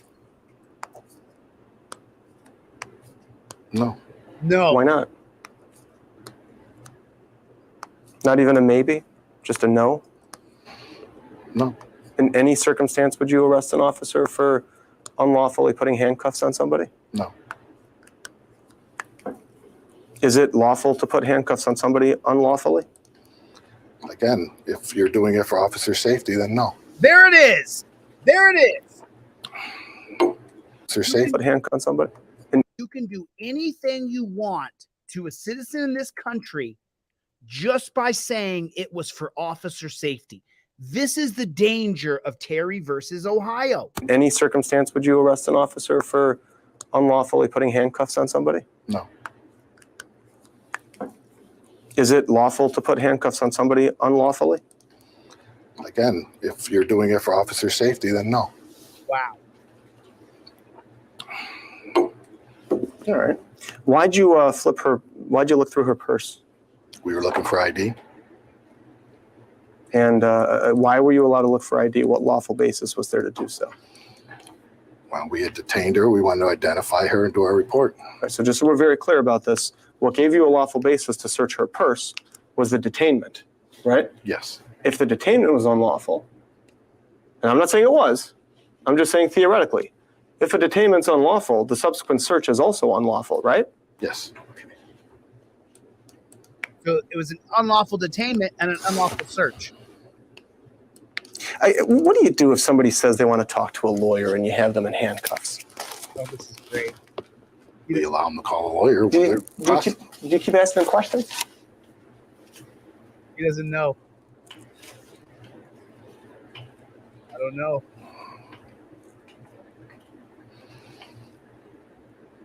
Depends on the case. Oh, I got you. Okay. Tell me the case in which you would continue to ask questions of somebody in custody after they ask for a lawyer. If we're doing an investigation, we're going to ask. I got you. Okay. Do you know which amendment it is that allows people to demand a lawyer? Do you have any idea? No. Have you ever read anybody the Miranda rights? No. You've never read anybody their Miranda rights? No. Have you ever arrested anybody? No. Other than Ms. Berquist? No. She's the only person you've ever arrested? Yes.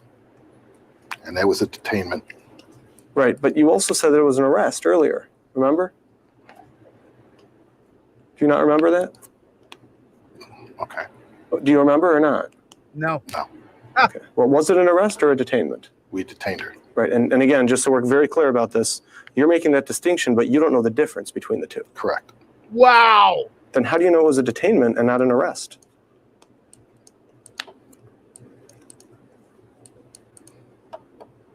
Because we weren't planning on doing any paperwork or any charging her with any crimes. Oh, okay. So there it is.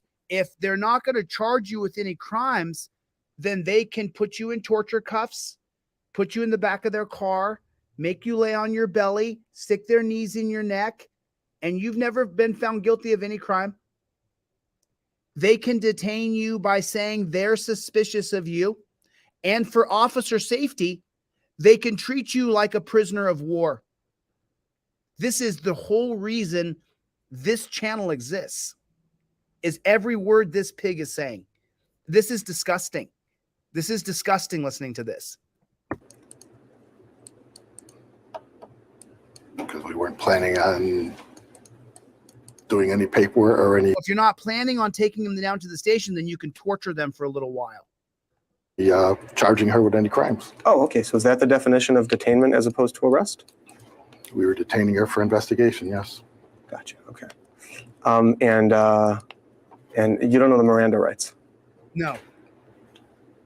Not offhand, no. When you arrest somebody, do you have to advise them that they have the right to remain silent? Yes, Do you have to advise them that they have the right to an attorney? yes, Do you have to advise them that if they cannot afford an attorney, one will be provided to them? yes. Okay. Now, what if somebody says, yes, I want to talk to an attorney? Do you get to keep asking them questions? Or do you have to call a lawyer for them before you want to ask any more questions? I don't know. You don't know? You don't know if you're allowed to keep asking questions of somebody in custody after they ask for a lawyer. No, No. you're How not. long have you been employed at Cook County Sheriff's? 27 years. 27 years. I imagine you only became a lieutenant recently? 22 No. years ago. How long ago did you become a lieutenant? 22 years ago? You've been a lieutenant for 22 years and you don't know the Miranda rights? Yes. Did Miss Berquist ever ask for a lawyer?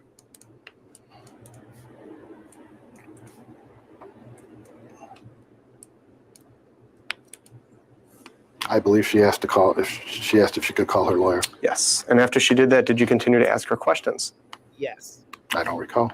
Would it be lawful for you to continue asking her questions after she asked to call her lawyer? No. He doesn't. I don't know. He doesn't Did know. you tell Judge Felice that she was recording in the courthouse or outside the courthouse, or you weren't specific?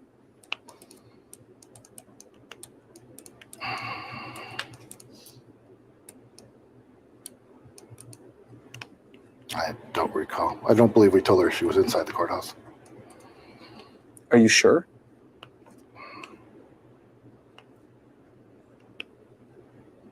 I don't know why we would have. Well, I don't know either. That's why I'm asking you. Are you 50-50? I don't recall telling Judge Felice that she was filming inside the building. When you wanted to advise the court He's lying. that there was somebody who needed to be held in contempt, you did at some point advise the court that there was somebody who you had to bring in front of them, right? Yes. And how did you do that? Phone call, email, text message? Phone call. Okay, who did you call? I called the presiding judge's office. And who was the presiding judge that day? He was not in. Who was the presiding judge that day? Jagelski. Jagelski. And he was not in. He was not in. So who'd you call after that? I didn't. I talked to his assistant and was informed to bring her in front of Judge Felice.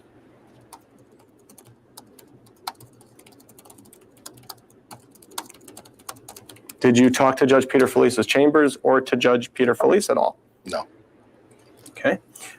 So how did you advise Judge Peter Felice's chambers that you had somebody you had to bring in front of him?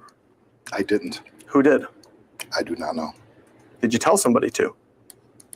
No, I was told to bring her in front of Judge Felice. Okay.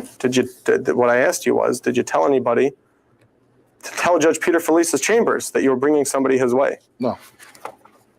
Any idea how Judge Peter Felice knew that you were about to bring somebody up to him? I'm assuming it went through the presiding judge's office. You don't know? I do not know. I don't want you to assume anything. I don't know. Your lawyer probably doesn't either. So you don't know the answer? No.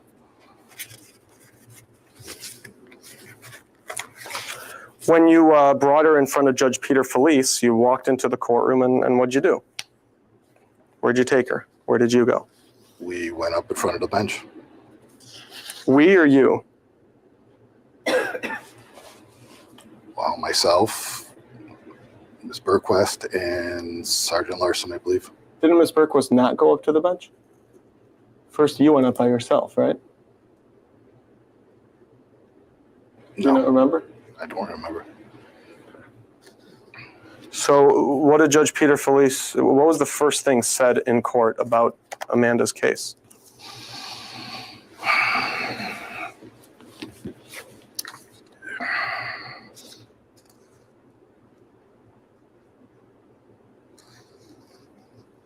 I don't recall. Cringe. Such cringe. Does he know anything? He doesn't know Miranda rights, doesn't know the Sixth Amendment for lawyer, doesn't know your Fourth Amendment, doesn't know your First Amendment. Why the hell is he a pig?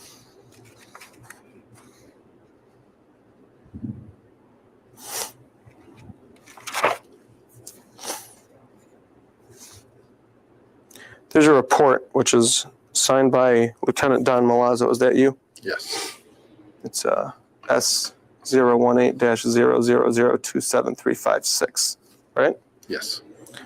Date stamp is CCSAO Bergquist 000021 for the record. What did Judge Felice admonish Ms. Bergquist about?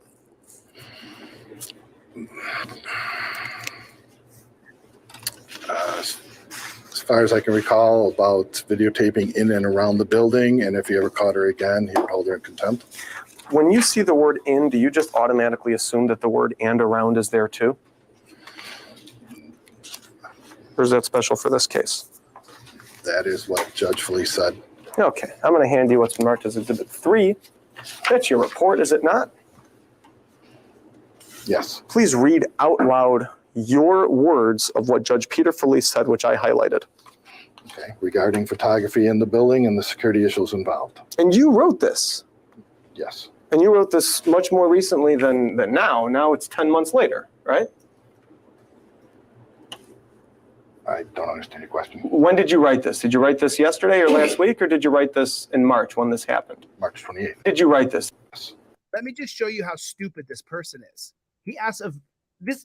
And you wrote this much more recently than now. Now it's 10 months later, right?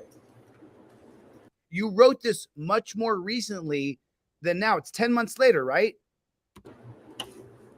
I don't understand your question. When did you write this? Did you write this yesterday or last week, or did you write this in March when this happened? March 28th. March 28th, the same day that it happened, right? Yes. Okay, so your memory of what happened in front of Judge Peter Felice was probably better in March 28th, 2018 than it is on January 15th, 2019, right? Yes. And what you wrote in your report was that Judge Peter Felice admonished her about recording in the building, right?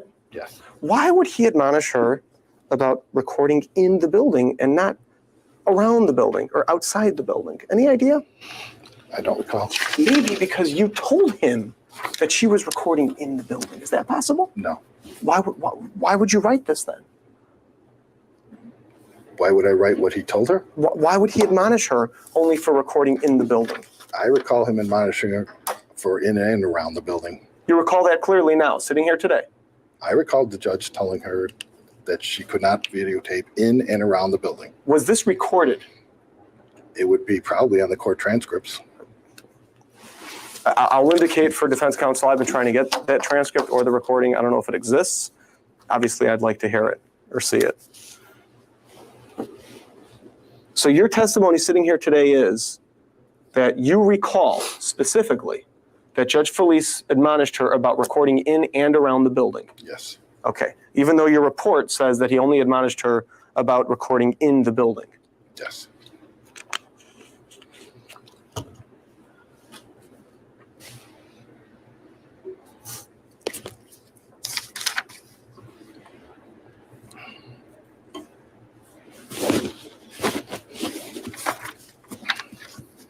He's caught. He's caught. See how uncomfortable he is right now? He's caught. See his hands get close to his body to secure himself?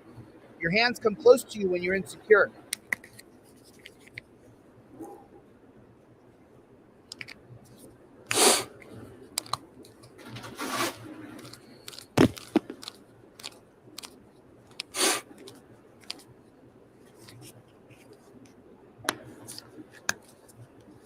You told Judge Felice about the suspiciousness of the pictures and on the video camera, right? Yes. Why did you tell him that? Because of there was pictures of railroad yards, secure areas. There was pictures of buildings, secure entrances. There was pictures of police stations. So those were all suspicious. Buildings, railroad yards, secure entrances, and police stations are suspicious. Exactly. When what? In all the training that we received after 9/11, those were the things we were told to look out for. Okay. And so since that time, how many police departments have been attacked? How many railroads have been attacked? It's all every time they say more training, this is the training that they're getting, that you need to be suspicious of anybody who wants to take on bad government agents like this pig. There was videos of a railroad station and a police department. So that means you're a terrorist. It's just the lowest dumb of dumb. Gotcha. And that creates reasonable suspicion of a crime? Suspicious activity, yes. Did you hear my question? You like to say the word suspicious activity. I'm focusing on words that are actually included in the law, in our Constitution. Okay. Okay? So let's talk about this term reasonable suspicion. Have you ever heard that term before? Yes. Do you know if that term has any relation to the Fourth Amendment?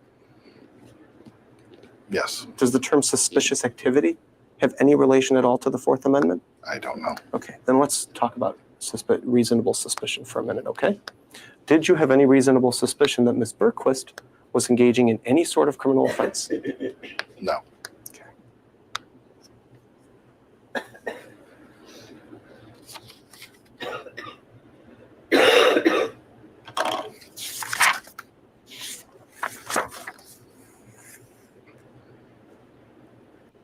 Pictures outside. Can I ask you what was suspicious about Ms. Bergquist taking pictures outside of the courthouse? What about her was suspicious? You have a camera. Well, Well, we didn't know why she was there. And we didn't know if, like then, if it had any involvement with a current case that was going on, with a domestic situation that was going on, just bullshitting. with security procedures, Just any of bullshitting. those. We didn't know what she was doing there All right, so I'm not asking you what you knew and didn't know. I'm asking you what was suspicious about it. because we didn't know what she was doing there. So what was suspicious about it? Because you didn't know. Who cares what you know? What was suspicious? The fact that she was trying to videotape the building, we didn't know what she was videotaping, and the fact that she refused to identify herself. Okay, so if I understand what you're saying that unless you know why somebody's videotaping the court, it is automatically suspicious. Yes. Okay, so anybody recording the building, unless you know why, is acting suspiciously, right? Yes. And you can detain them, right? Well, we could stop and ask them what they're doing. And then if they refuse them, so you know. I'm sorry, I didn't mean to talk over this. You need to listen to what he says here. Listen to what he says. This is what they're training coppers. Listen. The fact that she was trying to videotape the building, we didn't know what she was videotaping, and the fact that she refused to identify herself. Okay, so if I understand what you're saying that unless you know why somebody's videotaping the court, it is automatically suspicious. Yes. Wow. Okay, so anybody recording the building, unless you know why, is acting suspiciously, right? Yes. And you could detain them, right? Well, we could stop and ask them what they're doing. And then if they refuse to provide ID, then you can detain them. Yes. Okay. And after this lawsuit was filed, have there been any internal? Yes. We could stop and ask them what they're doing. And then if they refuse to provide ID, then you can detain them. Yes. Stop and ask. Yes. And you could detain them, right? Well, we could stop and ask them what they're doing. And then if they refuse to provide ID, then you can detain them. Yes. Okay. Okay. So if you go to a courthouse and you're filming it and the cops don't know why you're filming it, then they can detain you if they ask for identification and you don't give it to them. So you haven't done anything wrong. I'm just filming a courthouse. That's all I'm doing. I'm just filming a courthouse. Cop comes out and says, "Hey, what are you doing?" I'm not answering any questions, so I just sit there and keep filming. He says, "Give me some ID." And I say,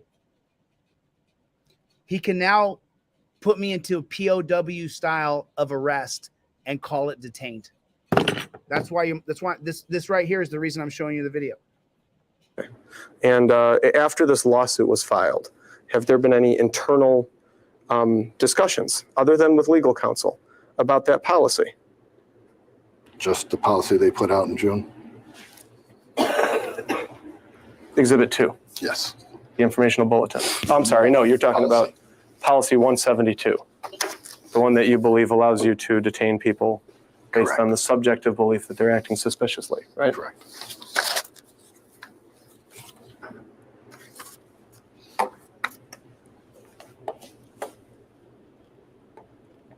Did you ever tell her that she was going to go to jail for 90 days?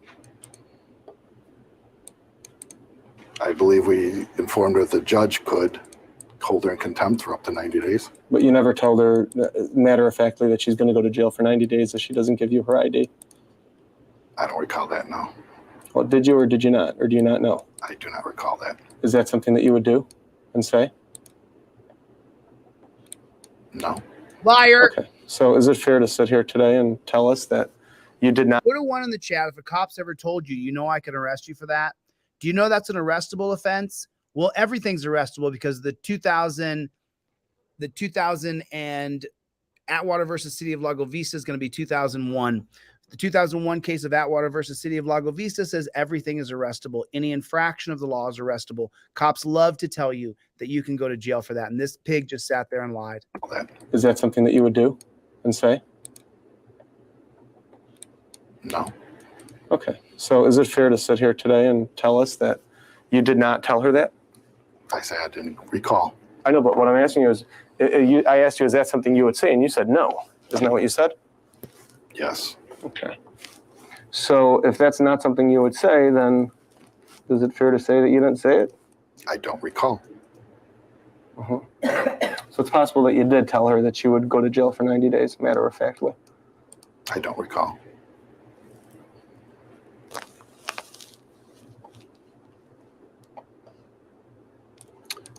Did you ever tell her that she has choices? And those choices are to either show you an ID or to go to the judge who will hold her in contempt. And then he can hold her for as long as he wants. Did you ever say that to her? I don't recall. Liar. Is that something you would say? Yes. It's a possibility, yes. Is that something that's true or is that something that's false? Could the judge hold her in contempt for an As long as he indeterminate wants. an indeterminate amount of time, as far as I know? Really? A judge can hold somebody for as long as he wants? Under contempt? Yeah. As far as I know.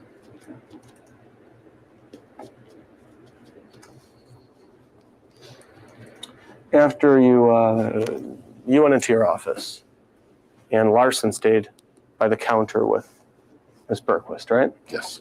And then after some time you came back out and you said to Larson that the judge is going to hold Ms. Berquist in contempt and put her in jail for 90 days. Do you remember saying that? No, I don't recall that. Is that something you would do or say? No. Okay. Then, right after you said that, you turned to Ms. Berquist and said, "Is that okay with you?" Do you remember that? No. Guess what her response was to you? Do you know? I don't recall. Her answer was she's going to remain silent. Do you remember that? I don't recall. When was the last time you watched Larson's body cam footage?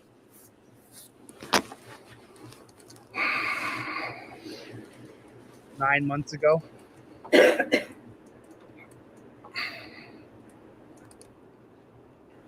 don't recall. Within the past month? I don't think so. Okay. In December of 2018? Again, I don't recall. Could it have been before it got cold? I don't recall. You then told her, after she told you she was going to remain silent, you said to her, "You realize you're going to Cook County Jail for 90 days. Do you remember saying that to her? I don't recall. Is that something you would say to her? Yes.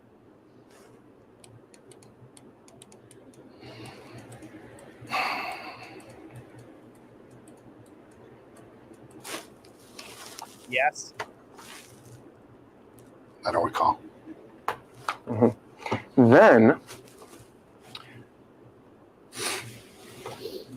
you told her she has an option. Do you remember saying that? No. Do you remember what the option was? I do not recall. Do you have any idea what that option could have been? I do not recall. But what option could you have given her that would have made sense? Do you know? I do not know. All right. You told her that all she needs to do is show you an ID so that you can do your report, and then you'd let her go on her way. Remember saying that to her? At some point during the, yes, Okay. So you did say that to her at some point. at some point. Okay. She was detained, and all she had to do was show you an ID, and you would have let her go on her way, right? Yes, Would you have let her keep her camera and her footage? yes, But wasn't it suspicious and had to be taken in front of a judge? but we would have had a documented record of it. But she would have still had the pictures, right? Yes, You then told her that she was obstructing and she's in contempt. Do you remember saying that, matter of factly? no, No? You don't remember telling her right now you're just obstructing and you're in contempt? I don't recall that. Is that something you would say? No, Can you think of a reason why you would say that? no, You don't get to hold people in contempt, do you? no, And she wasn't obstructing anything, was she? no, Okay. In fact, she asked you, what am I obstructing? Do you remember that? no, And your answer was that you're obstructing us from doing our job. Do you remember that answer?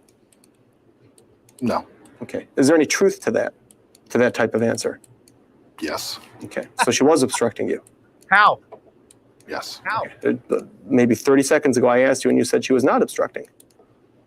How? okay. Which one is it? Was she obstructing or not? She was preventing us from doing our report, yes, Was she obstructing or not? yes, Okay. She told you repeatedly she does not consent to searches, right? yes, Okay. The only basis you had, we already talked about this, but I just want to make sure the record's clear. The only basis you had to search her purse was the detainment, right? yes, And if the detainment was not lawful, then the search was not lawful, right? that's legally, yes, Right. Thank you. Right. If the detainment's not legal, then the search isn't legal. You, after you dumped out her purse on the counter, Like this. you looked through her wallet, right? yes, And you found an ID. yes. And what did the ID say? What state was she from? Do you remember?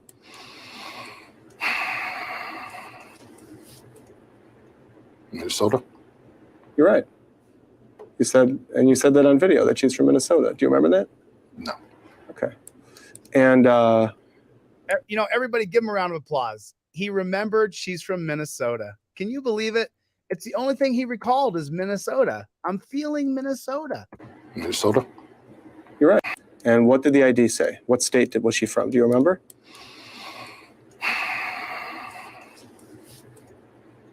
Minnesota, Hey, he got one. He recalled. He got one. Yay for Piggy. Yay for Piggy. You're right. You said that on video that she's from Minnesota. Do you remember that? no, Okay. And so you knew who she was at that point, right? yes. Why couldn't you let her go then? Because at that point, the chief judge had already told me to bring her in front of Judge Felice. Well, then why didn't you just look through her purse and find her ID before calling the chief judge? If she would have cooperated, that's exactly what we would have done. I don't understand. You told her repeatedly that she could simply give you her ID and she would be on her way, right? Earlier in the incident, yes. Okay, so what was the need to bring her to the judge? Once I contacted the presiding judge's office, I was told to bring her in front of Why Judge Felice. did you contact the presiding judge's office? For guidance on how to handle the situation. You knew exactly how to handle the situation. You're allowed to detain people and search them and look through their purses if they're acting suspicious, right? Wasn't that your testimony? Yes, So you knew exactly how to handle this. Search her, look through her purse, get her ID. Now you can do your report, let her be on her way. Why didn't you do that? because I had already contacted the presiding judge's office for advice, and that's what I was told. Why did you contact the presiding judge? Why didn't you just look through her purse, get her ID, write it down, take a picture of it, photocopy it, and let her be on her way? Because as far as I know, she was violating a judicial order, which came from the presiding judge. So you had to bring her to the judge because of what she was doing outside, right?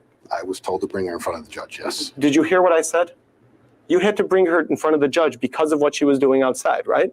I was told to bring her in front of the judge because of what she was doing outside. You were told that after you called the presiding judge. Yes, Do you see how there's something in between that? She's doing something outside, you take her to the presiding judge. In between that, you called the presiding judge, right? yes. Okay. Why did you call the presiding judge? I needed some type of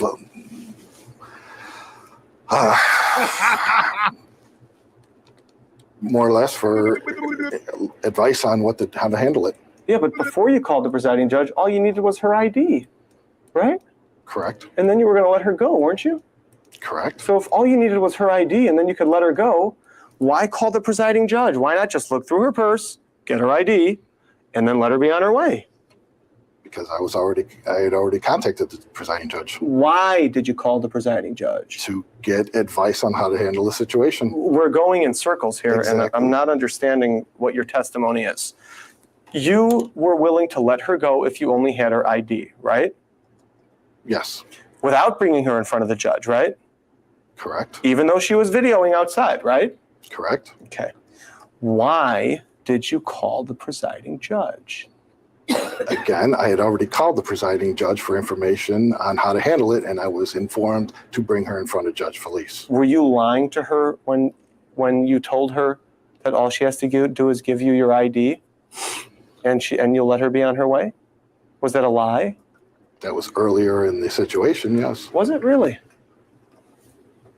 Was it really? Was it really? Yeah. Are you sure that you didn't say that to her after contacting the presiding judge? I don't recall. Okay, well, let me ask you this. When Larson was with Ms. Berquist by the counter and you went into your office for, 5-10 minutes, that's when you called the presiding judge, right? Yes, Then when you came back out, that's after you had already talked to the presiding judge, right? Or the judge's clerk, right? yes, And that's when the judge's clerk or assistant told you to bring Ms. Berquist in front of Judge Peter Felice, right? no, I don't think Oh. they did it right away. I think they called me back. Got you. Okay. They called him back, and she was in torture cuffs the whole time. When you looked through her purse, was that before or after you were told to bring her to the judge? Before. Oh, so after you searched her purse and you had her ID, you had not yet been told by the judge to bring her in front of the judge, right? No, I had already contacted the presiding judge, and they didn't give me an answer till afterwards.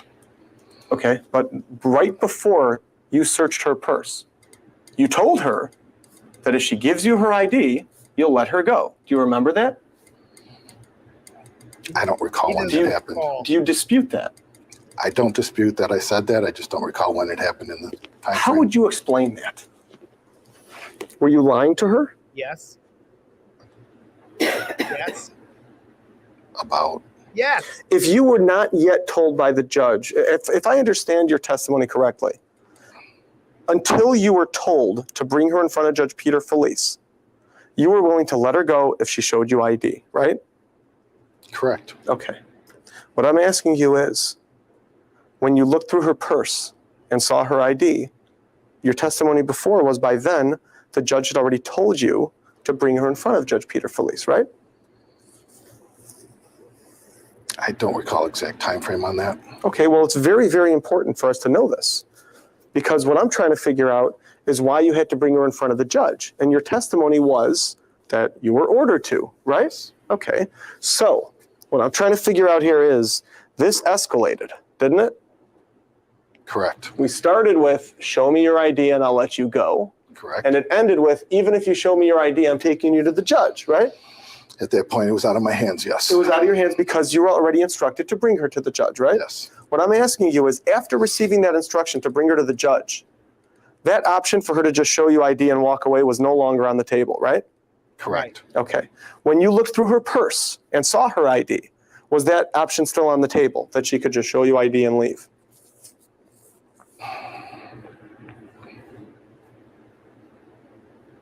I don't recall.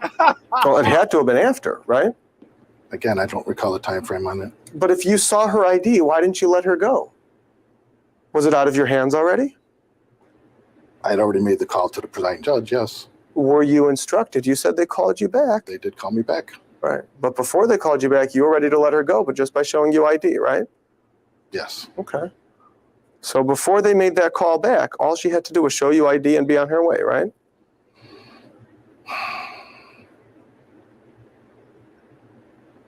He doesn't recall. It was a short time frame. I don't recall. Ah, Yeah. So when you told her just show us ID and you'll be on your way, were you lying to her? No. Okay, so every time that you told her just show her your ID and you'll be on your way, you were being truthful, right? Yes. Okay. And obviously, every time you said that to her, it was before you were instructed to bring her to the judge, right? I don't recall. oh, shut up. Well, would you have said that after being instructed to bring her to the judge?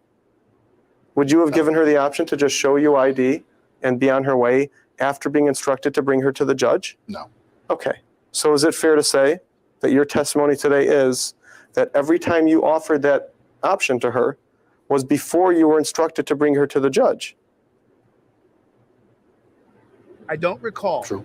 Oh, Well, I mean, isn't that your story? As far as I recall, yes. oh Okay. God. So I'm just trying to make sure I understand this. You give her the option, show us your ID, and you can be on your merry way. Obviously, when you gave her that option, it was before you were instructed to bring her to the judge. Isn't that what we just established? Yes. Okay. So when you looked through her purse and saw her ID, your testimony before, and correct me if I'm wrong, was now it's too late because you already have to bring her to the judge because you were instructed to do so, right? Yes. Okay. So just so that we're crystal clear about this, you gave her the option, show us your ID, you'll be on your merry way. She said no. You get the call, bring her up, and at some point after that is when you saw her ID, right? Correct. Let's take a break. Hold on. Hold on, 12:46 p.m. So we're not done 9 yet. p.m. Hold on, he comes back. The other officers who were involved in this, Larson, Barbaro, somebody else whose name escapes me, but is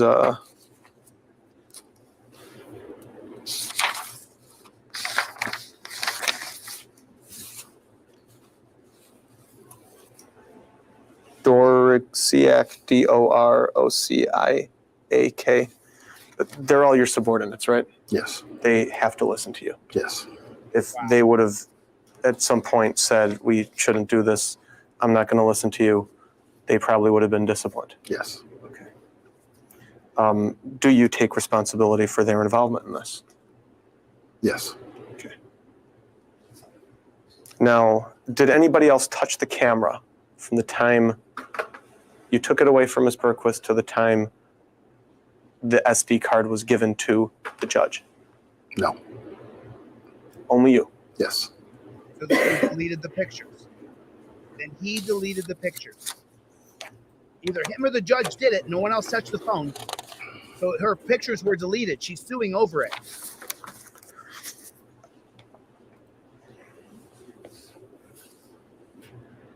At any time that you offered Ms. Berquist the option of showing you ID and being on her way, that was before you were instructed to bring her to the judge, correct? Correct.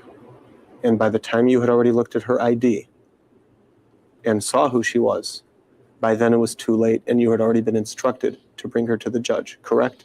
Correct.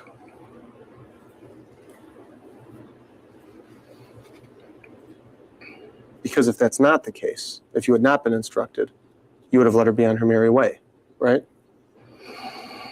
After seeing her ID.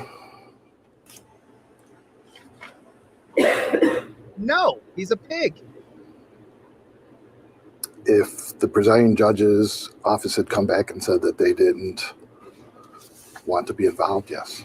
That's not what I asked you. That's not what he I asked. asked you before they told you that you should bring them, that you should bring her up. Before that, if you would have seen her ID, you would have let her be on her merry way, right? At some point in there before I contacted the presiding judge, yes. There's two different things I'm focusing on. There's when you contacted Judge Degelski's clerk, and there's when you got a call back telling you to bring her to to Judge Felice, right? Or was it the same phone call? I don't recall.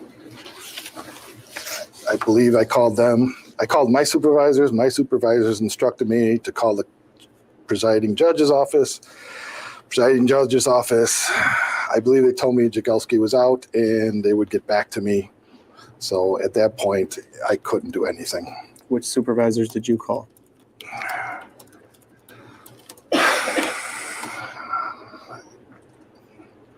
believe it was Chief Jackson. Does he still work here? She is retired. What did you tell Chief Jackson Ms. Berquist was doing wrong? I informed her that we had observed her doing the videos. Making a Did you video. say in and around the building or I outside of the don't. building? I believe outside the building. That's what you told her? Very important. Yes. He implicated another person in the civil rights lawsuit just now. And even though you told Chief Jackson that Ms. Berquist was observed recording outside of the building, she still instructed you to keep her in custody and bring her to the judge. She instructed me to contact the presiding judge to see what they wanted to do about it. And she knew that you had Ms. Berquist in custody. Yes. What's Chief Jackson's first name? Kelly. When did she retire? December.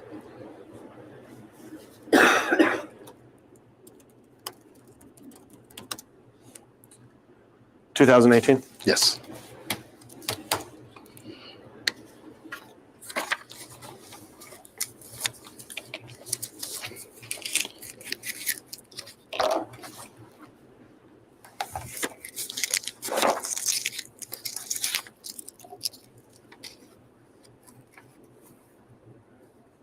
Now, just one last thing and then we'll be done. I just want to get back to this suspicious activity. And the suspicious activity, if I understand it, was that she was recording outside the courthouse. Was there anything else? No. And refused to give her name, identify herself. But before you even approached her, would you have said that she was acting suspiciously?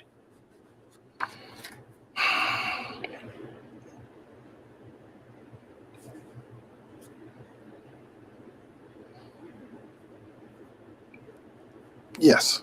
Okay, what was suspicious about it? And again, we're talking before you approached her and she refused to identify herself. She was filming. Well, when I was called, she was videotaping the front doors of the building, That's suspicious? and the deputy had asked her what she was doing, and she said, "I don't have to tell you." So yes, that was suspicious. That's to assert your rights as suspicious? Yes. Now, what about Deputy Barbaro? What could have been, do you know what was suspicious prior to him approaching her? He observed her out there for some time videotaping the front of the building. What was suspicious about that? He called for a supervisor. What was suspicious about that? I don't know. It's just crazy that filming a building is suspicious. That's crazy. We all have camera phones. That's crazy. If she hadn't asserted her rights, well, let me ask it this way. If she would have complied with your initial demand outside of the courthouse to identify herself, what would you have done? We would have done our report and let her go. So you would have written down her ID, maybe taken a photo of it or something. Once you have her identification, you would have let her be on her way. Yes. Would you have allowed her to keep recording? To keep recording? Yeah. We would have asked her to move to another area away from the open doors. She was by the open doors? Yes. She was blocking the doorway? I didn't say she was blocking. I said she was by the doors Why would you have asked her to move? because That's we what they do. don't know if she's videotaping people inside the building or the security posts. Remember, guys, how many times they asked me to move? Doors? Yes. She was blocking the doorway? I didn't say she was blocking. I said she was by the doors. Why would you have asked her to move? Because that's what they do, folks. They have to be in charge of you and give you a directive. Because we don't know if she's videotaping people inside the building or the security posts. What's the difference? Who cares what she's recording? Yeah, lawyers. People, security posts. Lawyers. If you can see it from outside, why can't you record it? Right. I don't know.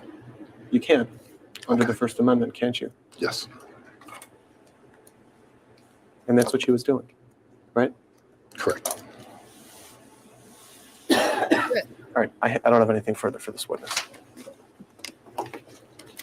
Okay, so you said that under the First Amendment, you could videotape the There's only 5 minutes left. outside of the building, correct? Correct. But there's a judicial order that prevents the taping of the inside of the building, correct? Correct. And where you observed Ms. Bergquist videotaping, she could see inside the building? Correct. Okay.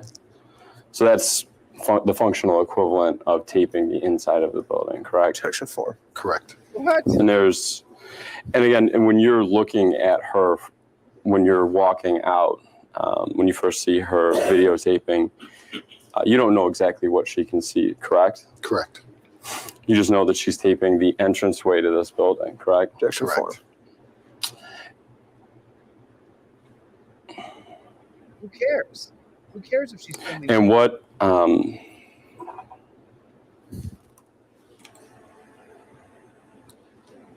was the reason that you approached her at that time? Deputy Barbaro had called for a supervisor. I was the only one available.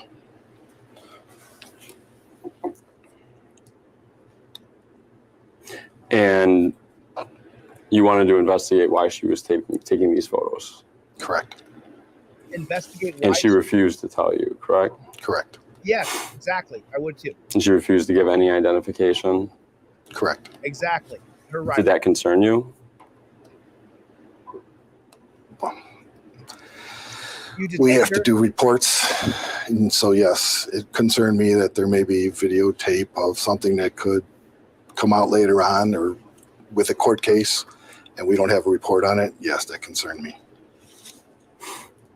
And there were potential security concerns that you had with her taping the entrance to this courthouse? Section 4. Correct. What's concerning about it? Who's attacking courthouse? What were those concerns?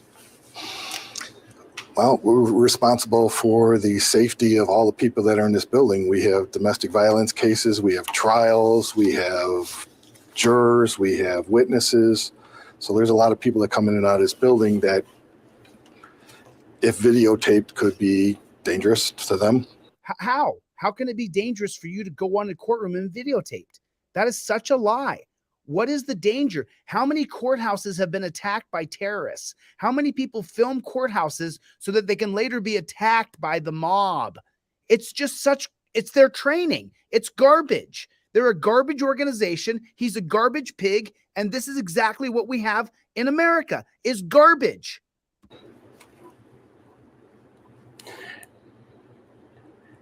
And when we were discussing this earlier,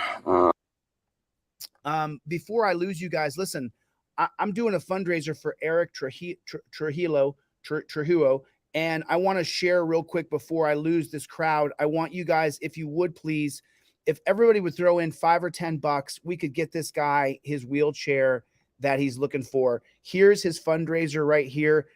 So far, we're at $2,100. Yesterday, when I saw the fundraiser, it was at $900. So over the past 24 hours, we've put in $1,200. So if you guys are so inclined, if you would please, let me open that up big, and I will drop the link for this down in the chat. I'm only asking that you put in $10, $5 or $10. That's it. And I'm going to stay on this until we reach the goal. The goal is 7,500, 7,250. The goal is 7,250 here. But if you've been here for an hour or two and you don't mind dropping $5 or $10, there's 400 people here. If everybody drops $10, we got $4,000. This guy gets a wheelchair. That's what he needs. This is his own GoFundMe. None of the money comes to me. I think Chevy sent me $100 that I'll put on the GoFundMe. But if you guys would please, here's the link for it. I'm going to drop it in the chat right now so you guys can get the link. just $5 or $10. And I'm going to do this every day until the money is raised for Eric's wheelchair that has artificial intelligence. There's the link. If you would please, just $5 or $10, just $5 or $10. And I'm going to keep doing it until we get to 7,000. So if you guys are so inclined, I would super appreciate it. I would really appreciate it. This is part of the work that I do, and I'm not going to stop doing it. So I'm going to help this guy, and I need your help to do that.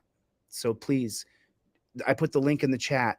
I'm only asking for $5 or $10. I'm not asking for a miracle. $10, if you skip having a Subway sandwich one day, it gets this guy a wheelchair with artificial intelligence. I know the guy. I've called his family. I've talked to them. It's real. He needs a wheelchair. And so I'm asking everybody here to put in $5 or $10. 300 or 400 people in the room, man. We could change somebody's life. So, and let's finish the rest of this, because there's literally only 3 minutes of this video left. So let's finish this deposition video real quick.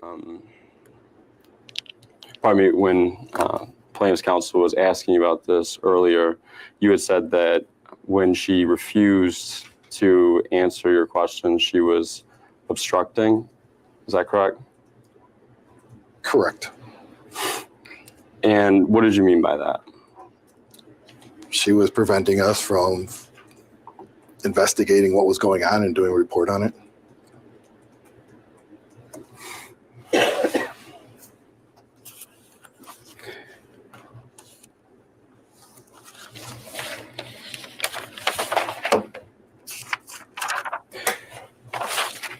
And you testified earlier that she was only detained at this point, right? Correct. And throughout this incident, to your understanding, she was only detained for the purposes of investigation. Correct. And had she simply given you her identification or identified herself, you would have released her? Correct. Nothing further from me. I have a couple of very brief follow-up questions. The thing that you told her you thought she was violating was policy 172, suspicious activity reporting, or was it a judicial order? Judicial order. Okay, and the judicial order was something that was put in place by Honorable Timothy C. Evans, Chief Judge, right? Once we got a copy of it, yes. Right, and I'm going to hand you that. It's been marked as Exhibit 4. I'm also going to hand you my highlighter again. I'm going to ask you to highlight, please, the portion of this that you felt she was violating. Okay, again, we did not have this at the time. It took a while to get this. Right, but this is the order that you arrested her, that you detained her based on, right? We based it on what we thought this meant, yes. Right, okay, so tell me what part of that you thought she was violating. Again, I did not have this in front of me to look at it at the time. If you leave it blank, that's fine. But if there's something there that you feel was the reason that you detained her, please highlight it. Thanks, Tom. Yeah, you guys can donate directly to me or to the super chat. That's fine. I would prefer you gave $5 or $10 directly to the GoFundMe. With 300 people here, $5 or $10, if only half of you can do it, that's still $1,500. And it's going to take 7,000. So I'm going to do this for the next week or two until we raise the money for his wheelchair. I would appreciate if you gave directly to the GoFundMe. That's his link. If you give me a super chat, half of it goes to him. If you send me a PayPal, Venmo, or Cash App, all of it goes to him. So I just want to clarify that. I want to get this guy his wheelchair. He needs it. He needs it. He needs it. He needs it. And what's $10 to you? Really? What's $10 to you? Donate directly to his fund if you would, please.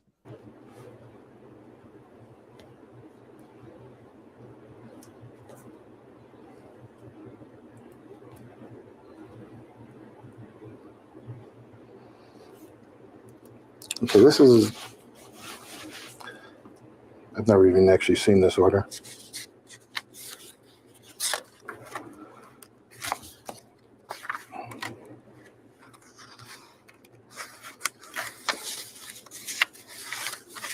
Is that the order?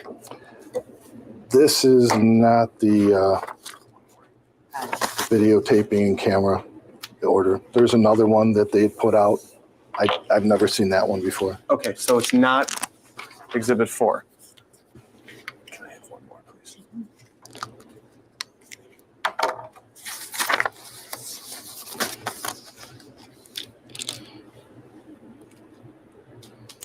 Now I'm going to hand you Exhibit 5. This is a 3-page document. Is that the order?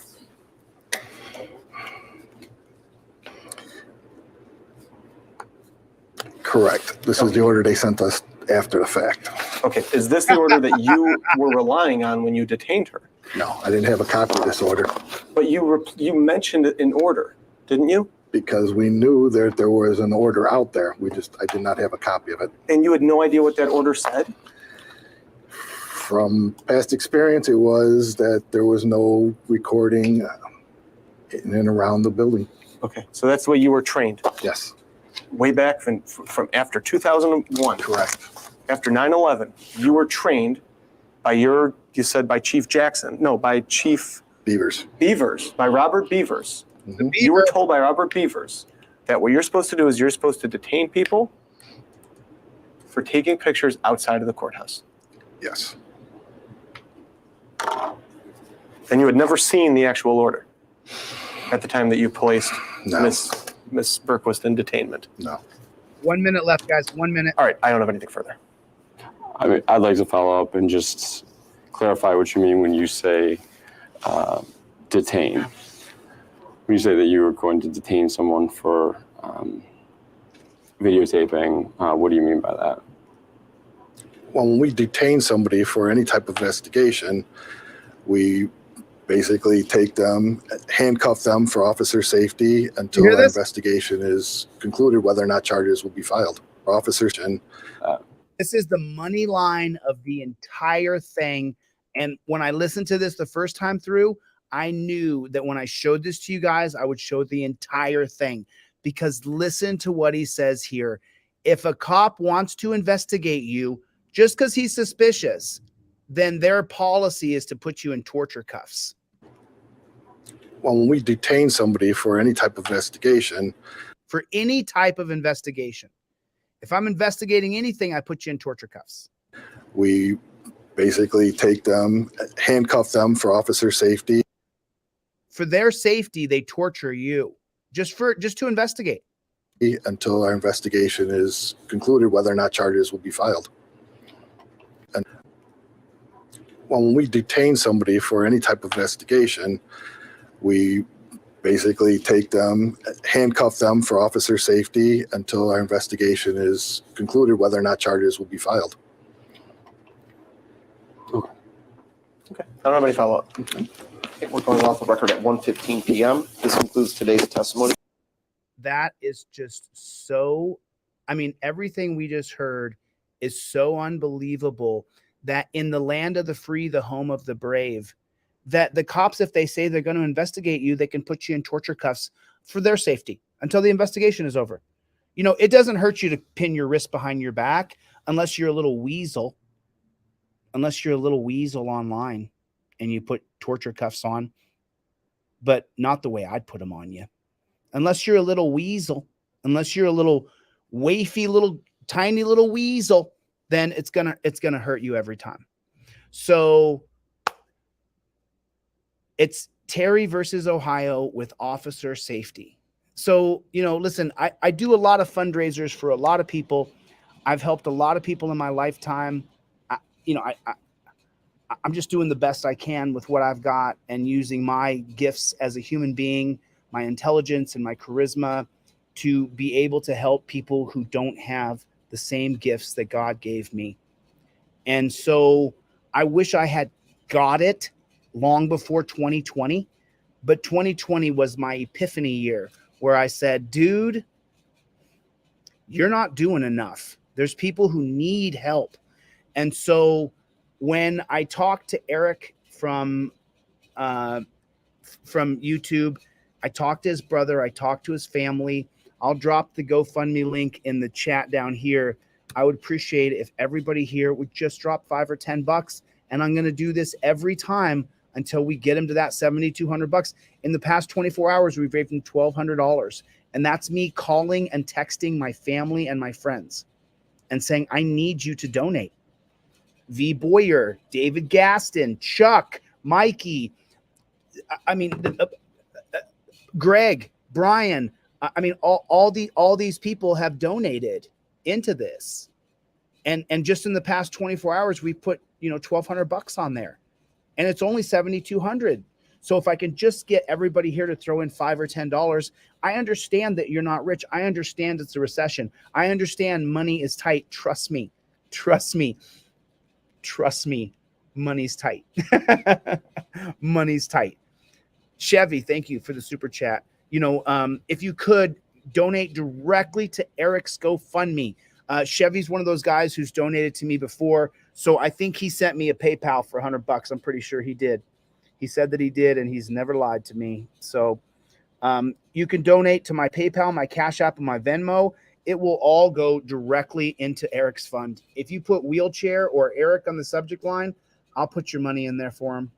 I really will, because you don't understand. Eric and I are friends, and I read his text messages where he's saying he's struggling. He needs help. And Michael Dolan sent me some money as well. Michael Dolan and Chevy right there. So I'm not going to sit here all night and do a fundraiser. I'm just going to put this out there. Share this with one of your friends. Ask them to put in $10 for someone they don't know. And they get nothing back other than feeling good that they donated to somebody that they don't know. I'm asking you to. That's all I can do. Money's tight. I know. Money's tight for everybody. I know. It's tough. The money that you stash under your pillow is now worth less because the international world bankers gave billions and billions of dollars to Ukraine, and then your dollar is worth a lot less because there's more money out into circulation. So if you put $1,000, it's so funny. I loaned how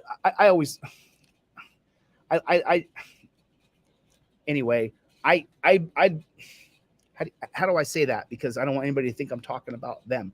I loan money to a lot of people. To be honest, I help people at any time I can help people. I do.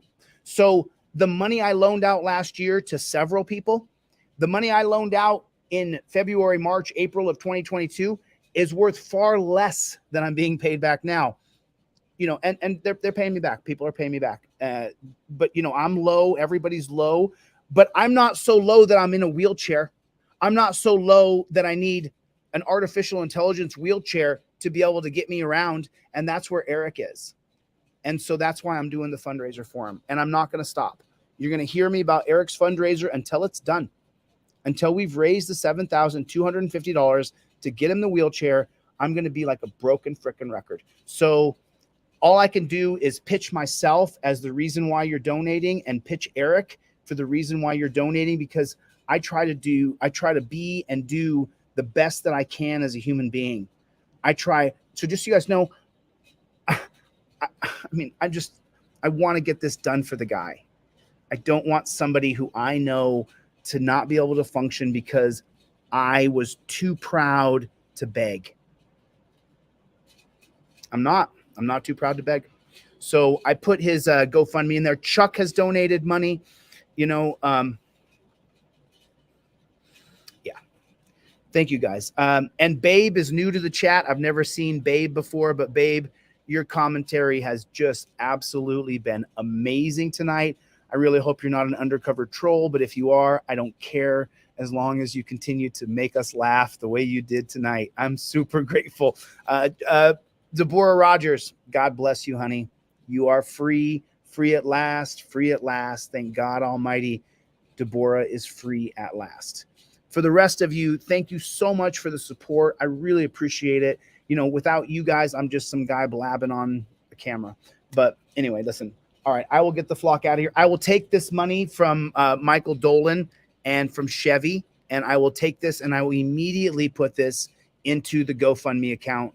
So, and then I got a couple super chats in here for I'll throw in another 10 or 15 bucks. I don't know what it was on super chats. I can take a look at it, but I can only give half of the super chat money because of how bad they rip our teeth out on those super chats. I do appreciate the opportunity to make the super chats though. So, I'm having a good week. I'm doing a lot. There's going to be one day when you guys will find out what I've been doing. It's not going to be today. It will be a very long time from now, But there will be a day when you guys find out what I've been doing with all my time, because I could sit here and make video after video. I could cover body cam after body cam. I could do this all day. I could go out and audit cops in Vegas. There's a cop pulling someone over every 50 yards. And I could become the biggest auditor channel in America. But I have another purpose. I want to change the system. And I can't change the system unless I win the hearts and minds. So that's what I'm working on. Anyway, listen, thank you guys all for coming. Chosen Freedom, a lot of new names in the chat, new icons, new faces, people I haven't seen before. I'm super grateful you guys came. Thank you. I know this was a really long one, 2 hours and 39 minutes, but hey, it's what it takes sometimes to get the job done.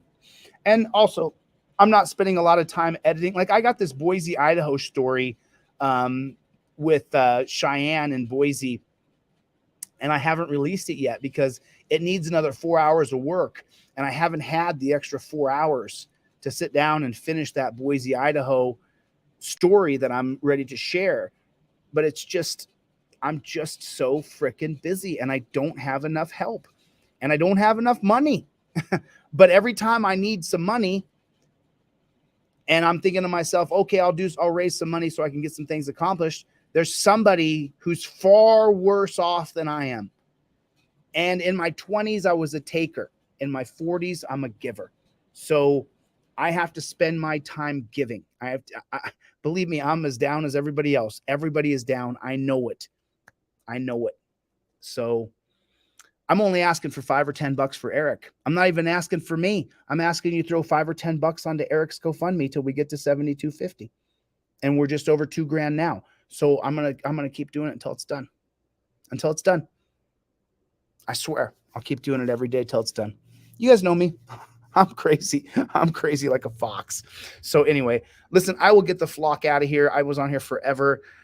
I just got to get back to, I got to get Eric his wheelchair.